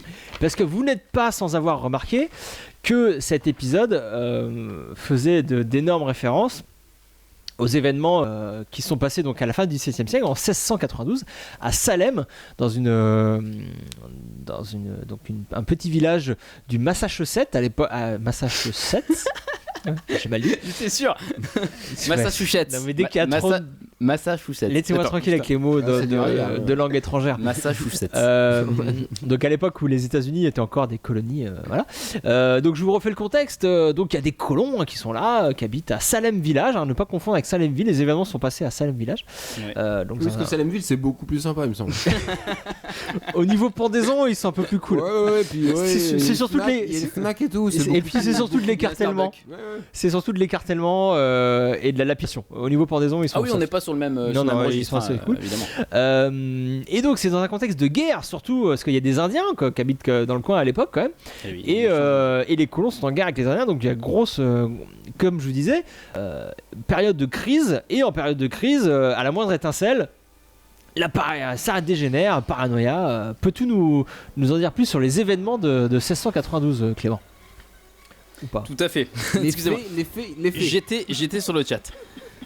Tu es un peu trop sur le chat, Clément, ce soir. Hein. Excusez-moi, non mais le plan Terminator, ça y est, j'ai compris. Alors, oui, tout à fait. En fait, moi, je croyais que Luna Park, enfin que que les sorcières de Salem, c'était une attraction à Luna Park. Tu sais, il y a un magasin qui s'appelait Salem. Et en faisant des recherches, je me suis aperçu que c'était une vraie histoire. Donc, du coup, les sorcières de Salem, qui nous explique qu'en 1692, un petit village s'est mis en tête de poursuivre les gens qui paraissaient bizarres et qui étaient soupçonnés de sorcellerie.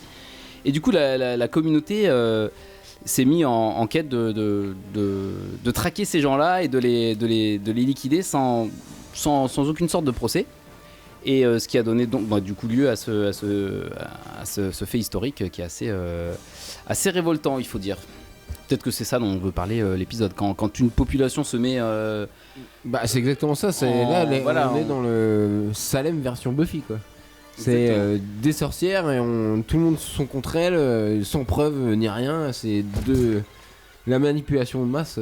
Et donc voilà, pendant l'année 1692, au début ce ne sont que des allégations de quelques jeunes filles qui disent qu'elles sont possédées, tout ça machin, et sauf que c'est pris au sérieux par les responsables du village. Il y a même un juge qui vient de l'extérieur pour mettre en place un procès, et des gens sont accusés et des gens sont tués. Il y a quand même 25 personnes, je crois, je dis ça de tête. C'est ça. 25 personnes qui sont tuées quand même, c'est quand même pas rien. Et sous le simple fait d'accusations de gens, et ils sont pendus pour sorcellerie. C'est ça aussi, on n'a pas eu le temps de le parler parce qu'on a été très vite pendant l'épisode. On nous a mis un bûcher, mais les bûchers c'est plus des références plutôt aux autodafés et aux bûchers du Moyen-Âge, genre Jeanne d'Arc, ces choses-là. Il y avait des livres Alex aussi. faisait une référence aux nazis à un moment donné. Oui, parce qu'il y avait aussi des livres, en même temps qu'ils voulaient brûler les sorcières dans l'épisode, ils voulaient aussi brûler les livres de sorcellerie.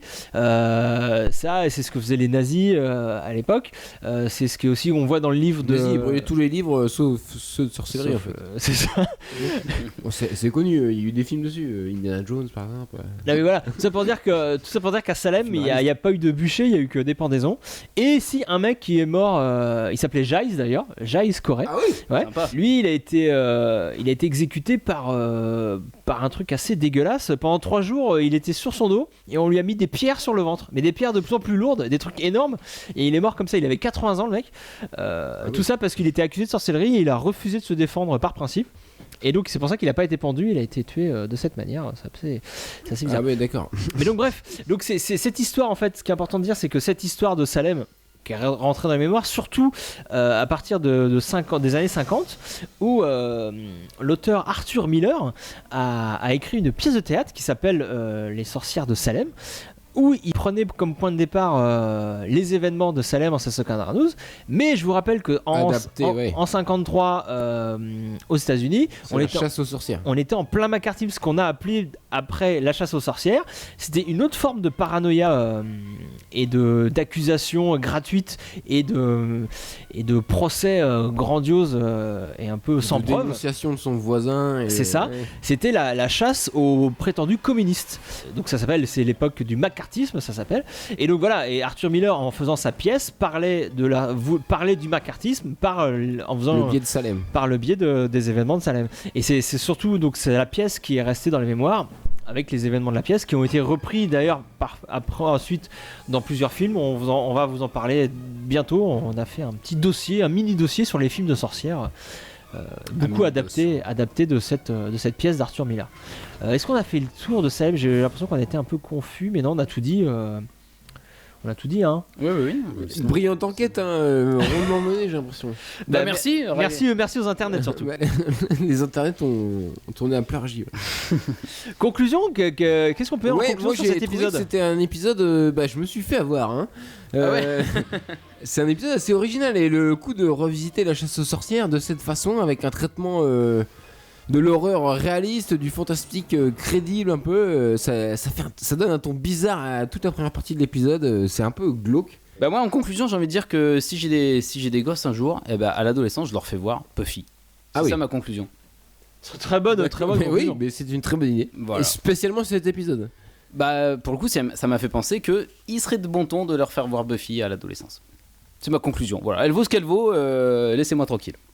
Est-ce qu'on est bon au niveau conclusion, on est bien en conclusion? Ah bah ouais, moi pour le coup c'est tout ce que j'avais à dire. Moi j'ai envie de dire que quand mes enfants seront adolescents, je les emmènerai à la piscine. Est-ce que c'est une bonne conclusion ou pas? Oui, salaud. mais ça c'est une très bonne idée, hein, surtout qu'il fait très chaud en ce moment.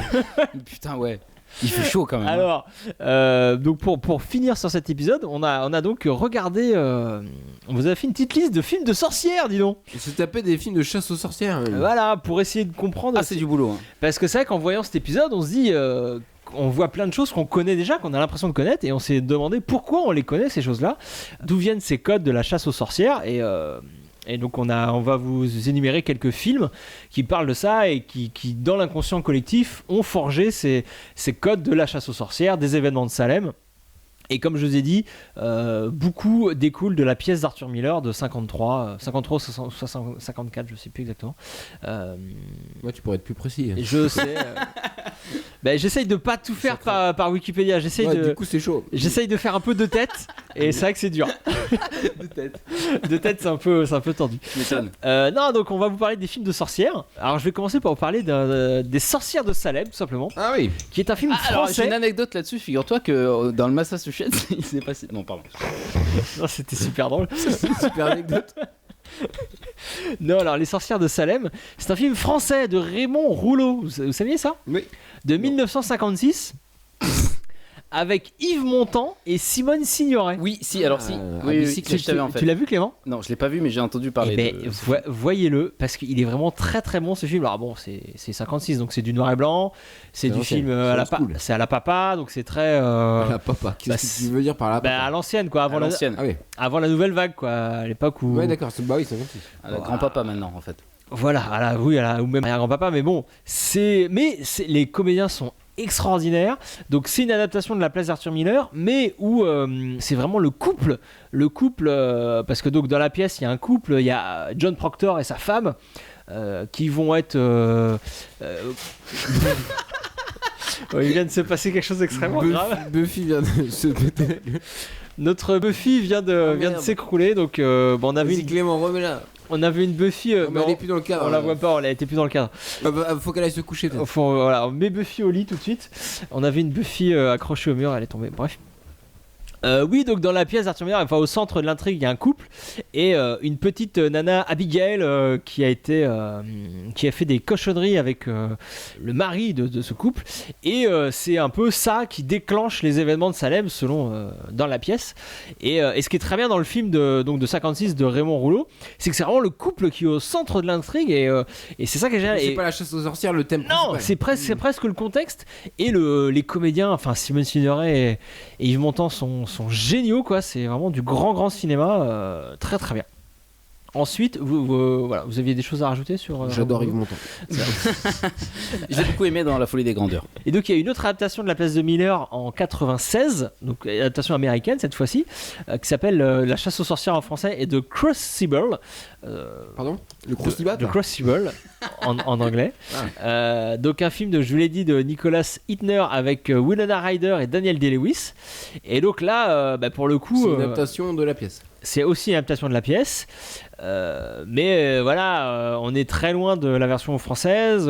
C'est beaucoup plus américain dans le mauvais sens du terme. C'est-à-dire que les personnages sont très caricaturaux.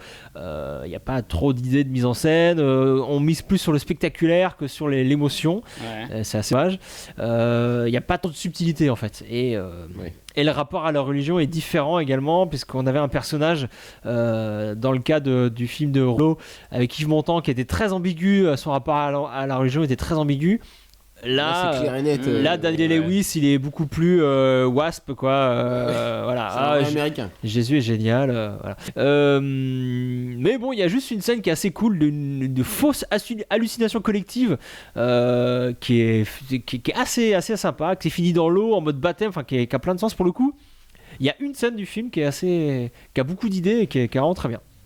Mais le reste, oui. Tu nous diras, tu mettras sur l'article. je vous dirai le timecode. Juste voilà, parce que là, s'il y a que ça à regarder. Là, je vous dis, c'est une scène où tout le monde sort de l'église en mode il y a des démons partout, Satan est là et tout le monde devient ouf parce qu'il y a 2-3 bonnes femmes qui imaginent des trucs et ça va très très loin et c'est pas mal. C'est pas mal. Ensuite, en 93, il y a eu Hocus Pocus. Ah oui, j'ai vu. Excellent film. Alors là, c'est du Disney par contre, donc ça n'a rien à voir. Bah, mais bon, je l'ai vu quand on était petit. Moi, C'est ça en fait. j'ai pas trop de souvenirs. C'est pour les enfants parce que les sorcières, elles sont, c'est les méchantes de l'histoire et les héros, c'est des enfants.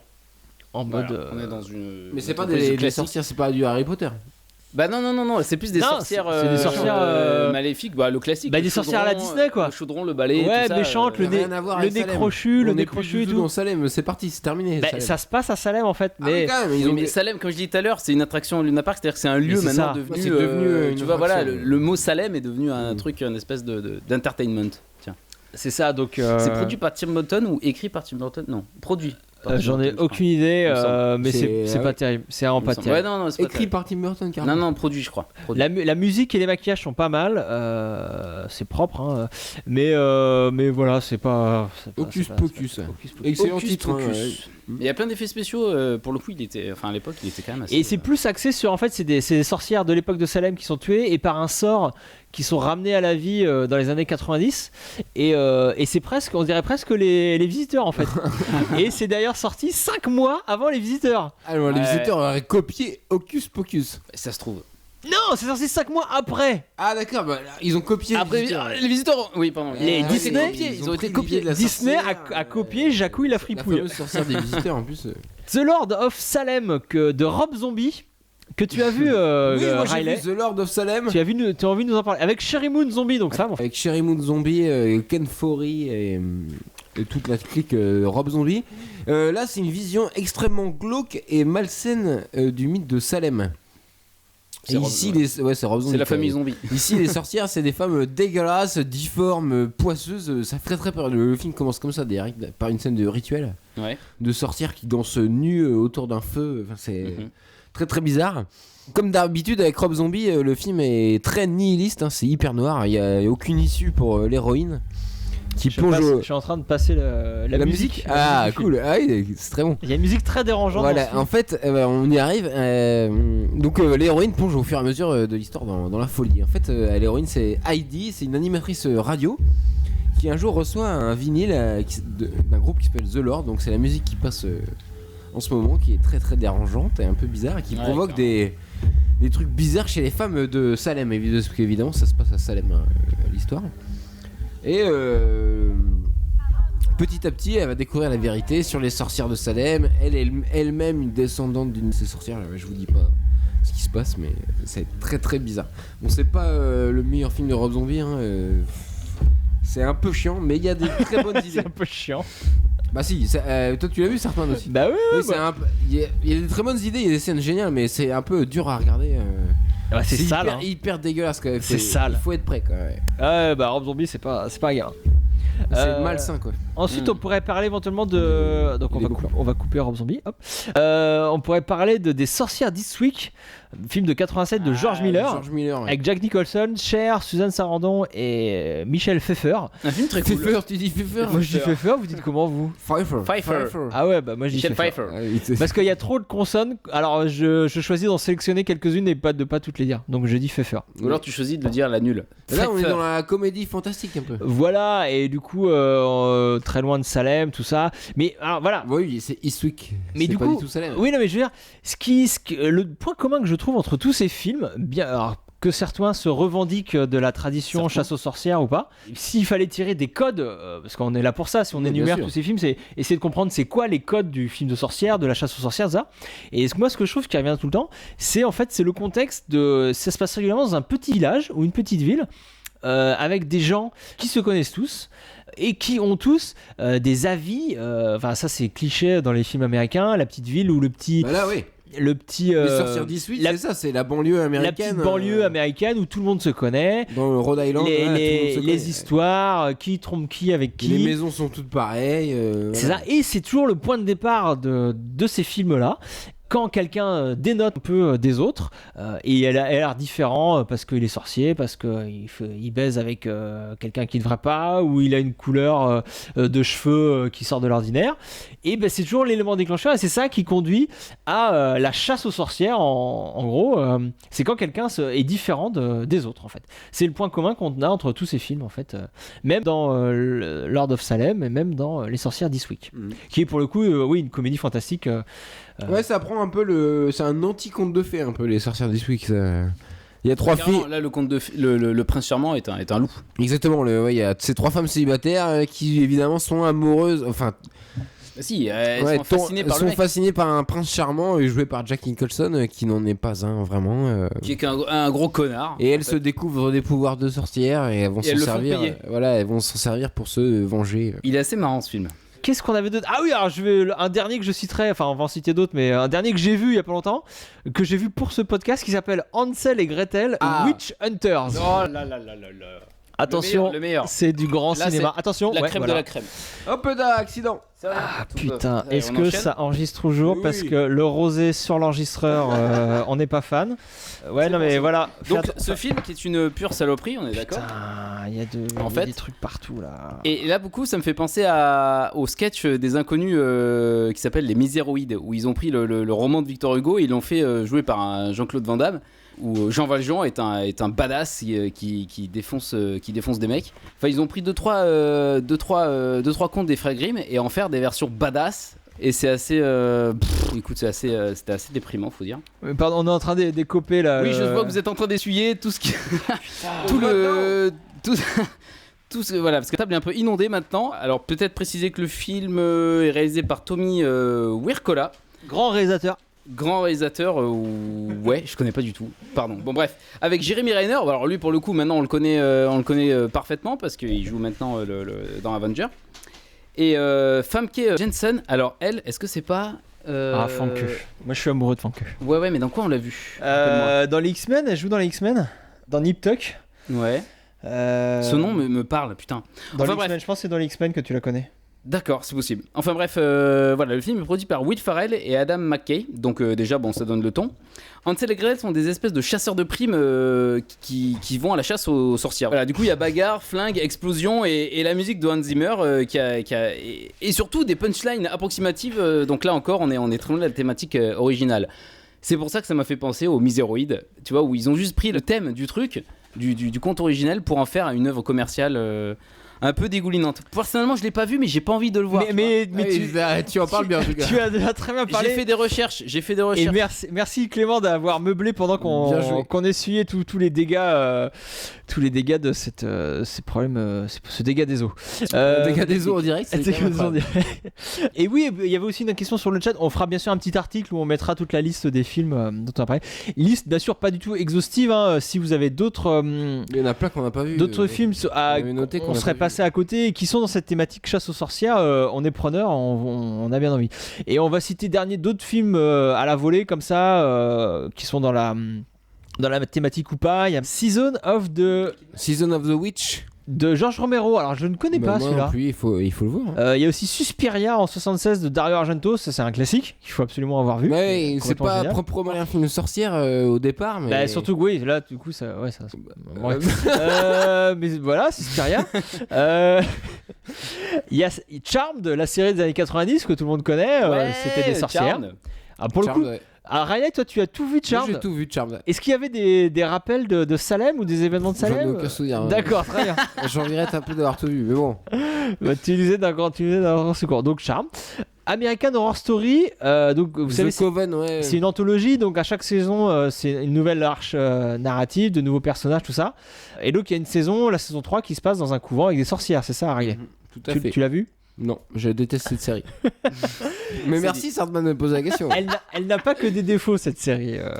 Voilà. Ouais, mis à part d'être mal réalisée, mal montée. Il y a des choses intéressantes dans American Horror Story. Ouais, le concept de l'anthologie, mais c'est tout. Ça fera l'objet peut-être d'un autre podcast. Ça fait débat. T'as pas cité The Craft avec Neve Campbell? J'ai oublié de citer The Craft, effectivement, avec Neve Campbell. Je l'ai pas revu pour ce podcast, mais j'aurais dû. Mais on l'avait vu à l'époque. J'ai des souvenirs de magie noire gothique assez intéressants. C'était sympa. Assez croustillant. En mode lycée à Buffy. Bah il y avait des jupettes, hein.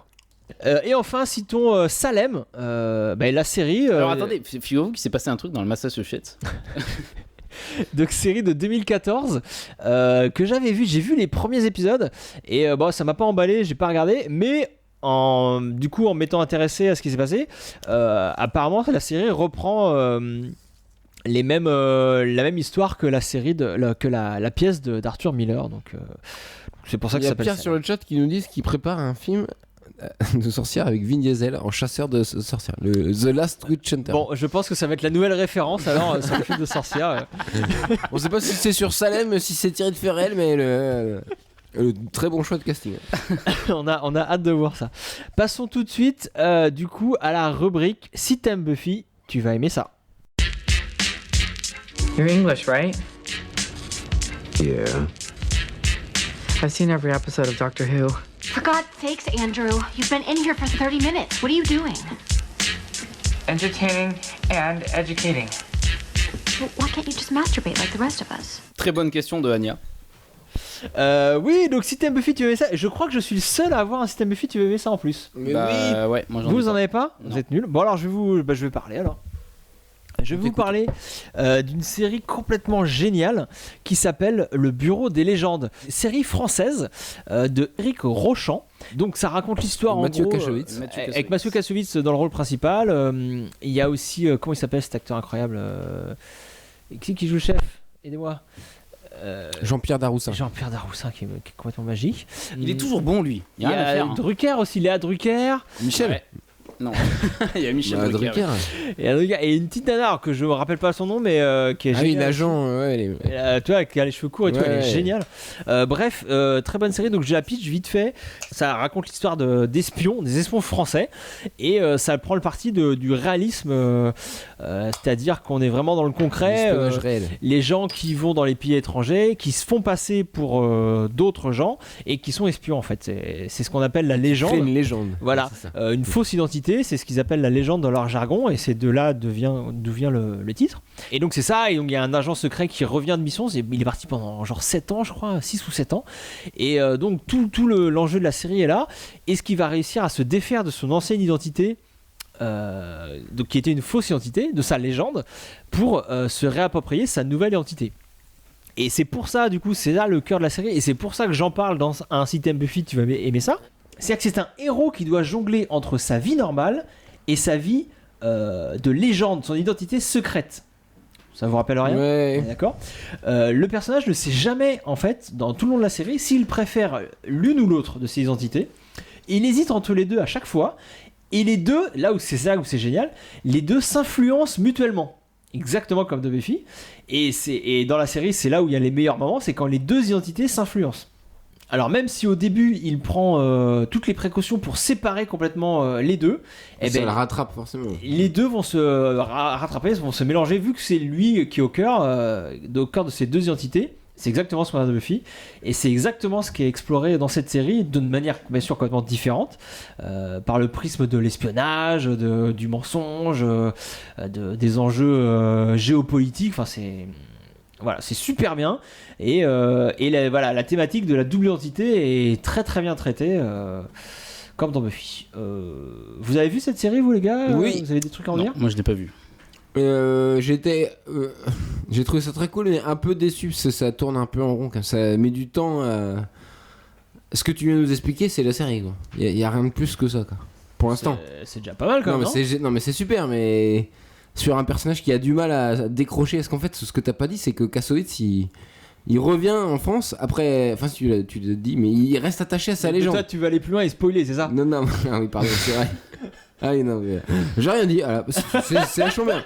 C'est vachement bien, et il faut regarder. C'est bien fait. C'est très bien fait. Alors, si vous n'avez rien d'autre à ajouter, il n'y a pas de vampire, mais c'est bien fait. On va tout de suite passer à la rubrique. Si t'aimes Buffy, c'est pas sûr que tu vas aimer ça parce qu'il n'y a pas trop de rapport, mais on t'en parle quand même parce que c'est très cool. You're English, right? Très bien, mauvais jingle. Hey, Scotty, you find anything? Scotty. Bien joué, Sartman. Scotty! T'as mêlé Evil Dead et Star Wars dans le même jingle, quoi. Bastards! Why are you torturing me like this? Tu sais ça? That is the stupidest thing I ever heard of. Moi, je commence. Vas-y. Alors, j'ai ramené des BD, des comics Je voulais vous parler de Black Science, qui est sorti cette année. C'est un comics écrit par Rick Remender et qui est dessiné par Matteo Scalera. Alors c'est de la science-fiction complètement tarée. On les voit pas. C'est complètement fou. C'est l'histoire de Grant McKay, un scientifique qui fait partie de la Ligue anarchiste des scientifiques et qui fait des expériences à la limite de la science. Ce qu'ils appellent en fait des règles de la science. C'est ce qu'ils appellent la Black Science. Ce McKay, il a inventé une machine qui permet de se déplacer dans les univers parallèles, ce qu'il appelle le Eververse. Et pour lui, sa théorie, c'est que les mondes sont comme un oignon. C'est que t'avances de couche en couche jusqu'au centre, jusqu'à parce que chaque monde parallèle vient d'un effet papillon, d'un truc qui a différé à un moment donné, d'une uchronie.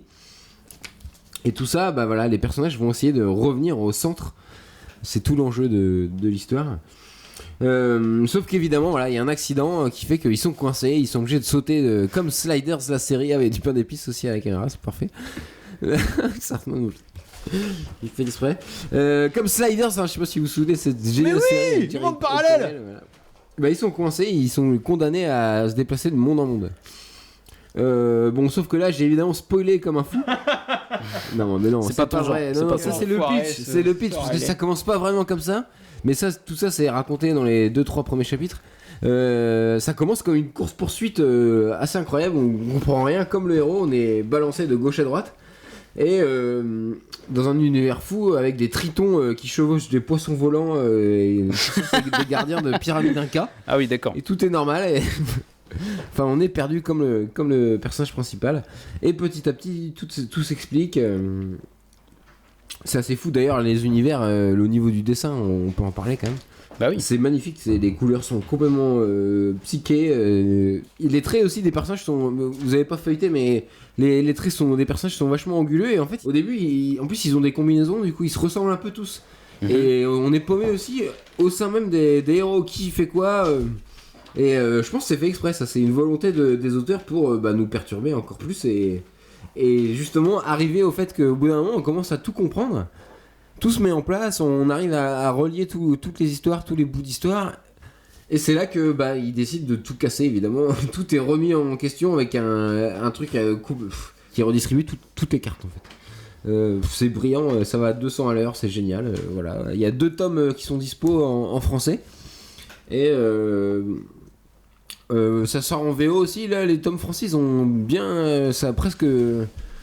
aussi rapide que les sorties en version originale en format single où il y a eu juste 20 pages. Mais voilà, ça a l'air bien cool, Riley, en tout cas. C'est génial. À voir. Je vous le conseille. Ok. Ouais, donc rien à voir avec Buffy, mais c'est quand même. Mais il y a des chances que tu aimes ça de toute façon. Très bien. Clément, tu avais quelque chose, toi ?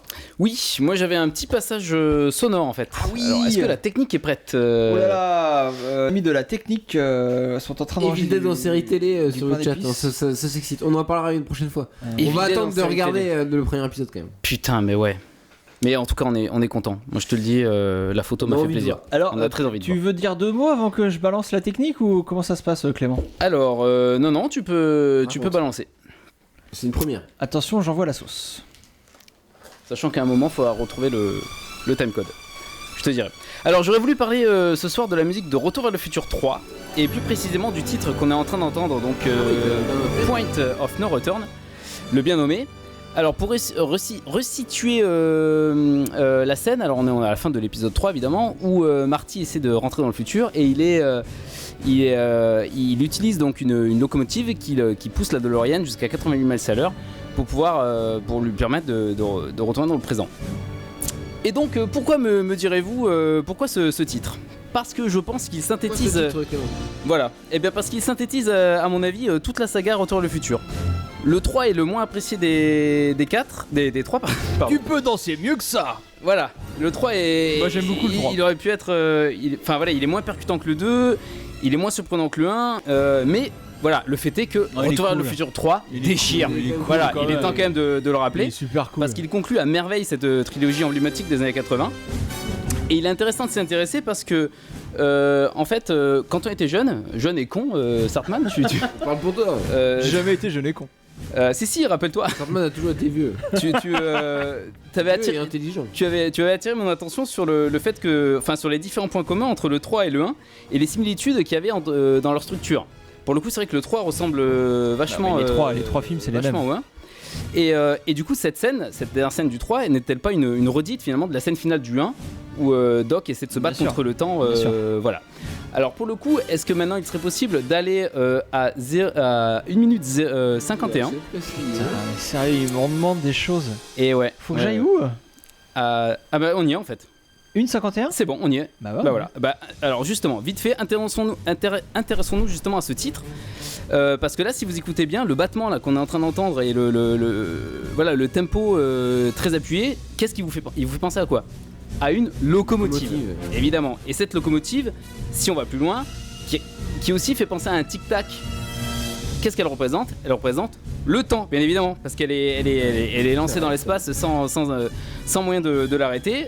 Inexorablement, on ne peut pas l'arrêter. Et qu'est-ce que font Marty et Doc tout le long de la trilogie ? Finalement, c'est se battre contre le temps. Ça m'a paru intéressant d'en parler parce que j'écoutais cette musique sans les images. Ils se battent vraiment contre le temps. Bah oui, et du coup ça va plus loin que la métaphore dans le 1 où... Mais si, là pour le coup, enfin là la locomotive elle représente quoi ? Elle représente le temps. On ne peut rien, on peut pas l'arrêter, il est parti et on enchaîne. Et du coup voilà, donc c'est une course contre le temps, je l'ai déjà dit.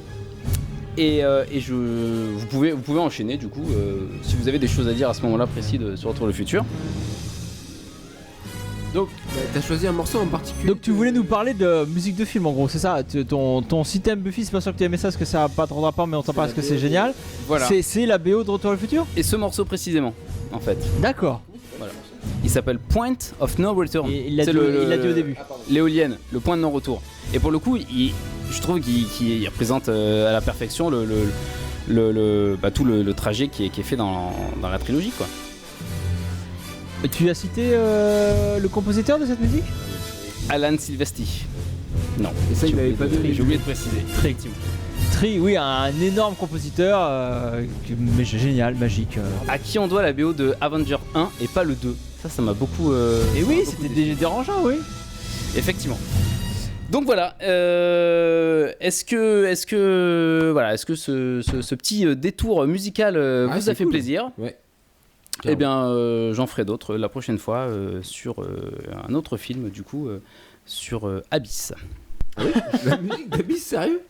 Non, je suis pas, je dis ça comme ça. D'accord.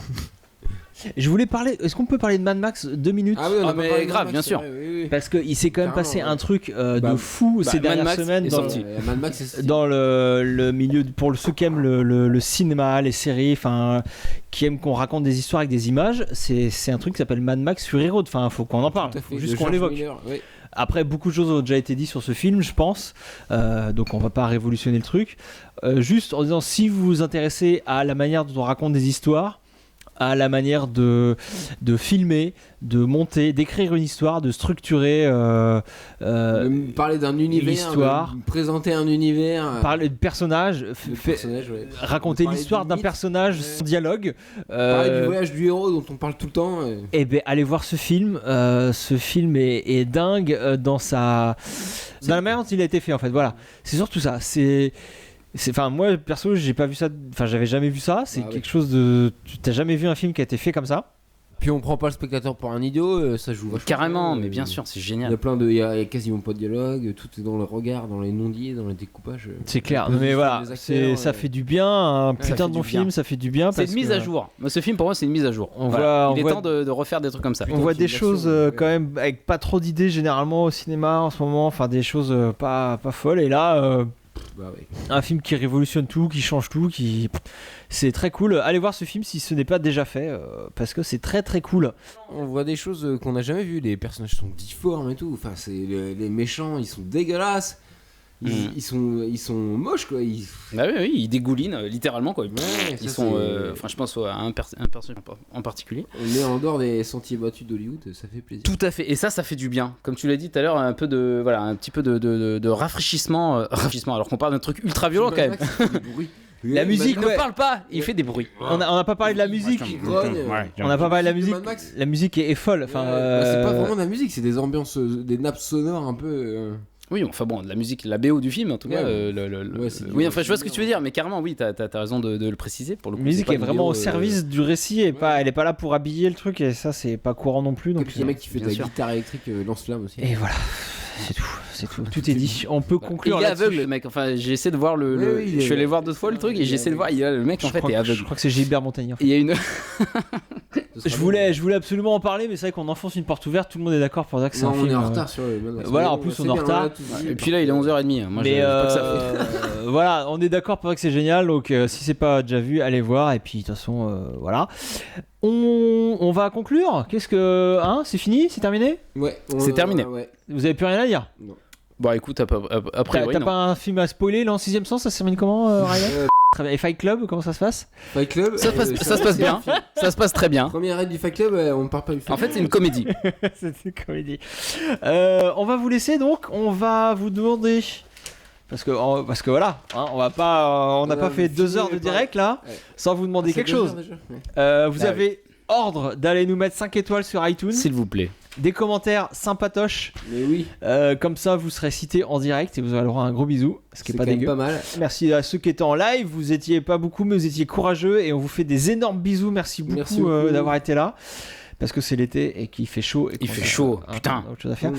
Donc n'hésitez pas, des étoiles, du pouce, du follow, du fave, des choses comme ça. Des choses incroyables. Fave, je sais même pas ce que c'est. Ah, d'accord. Et dès qu'on atteint les 1000 followers, Clément l'a promis, il enlève le bas.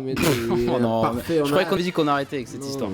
On vous fait des énormes bisous. Gros bisous à tous, merci beaucoup. À dans 3 semaines, sauf si on est en vacances. Ah ouais, là, ça dépend des vacances. Ça va on arrive à l'été là, c'est les vacances. Moi je pars en vacances au fait, les gars, je vous l'ai pas dit. Ah ouais, non, mais c'est comme ça. On va chercher un remplaçant à Clément, je pense. Il était pas mal. Il était très. Eh, allez, à plus les gens. Tchuss. Ciao. Merci, à plus.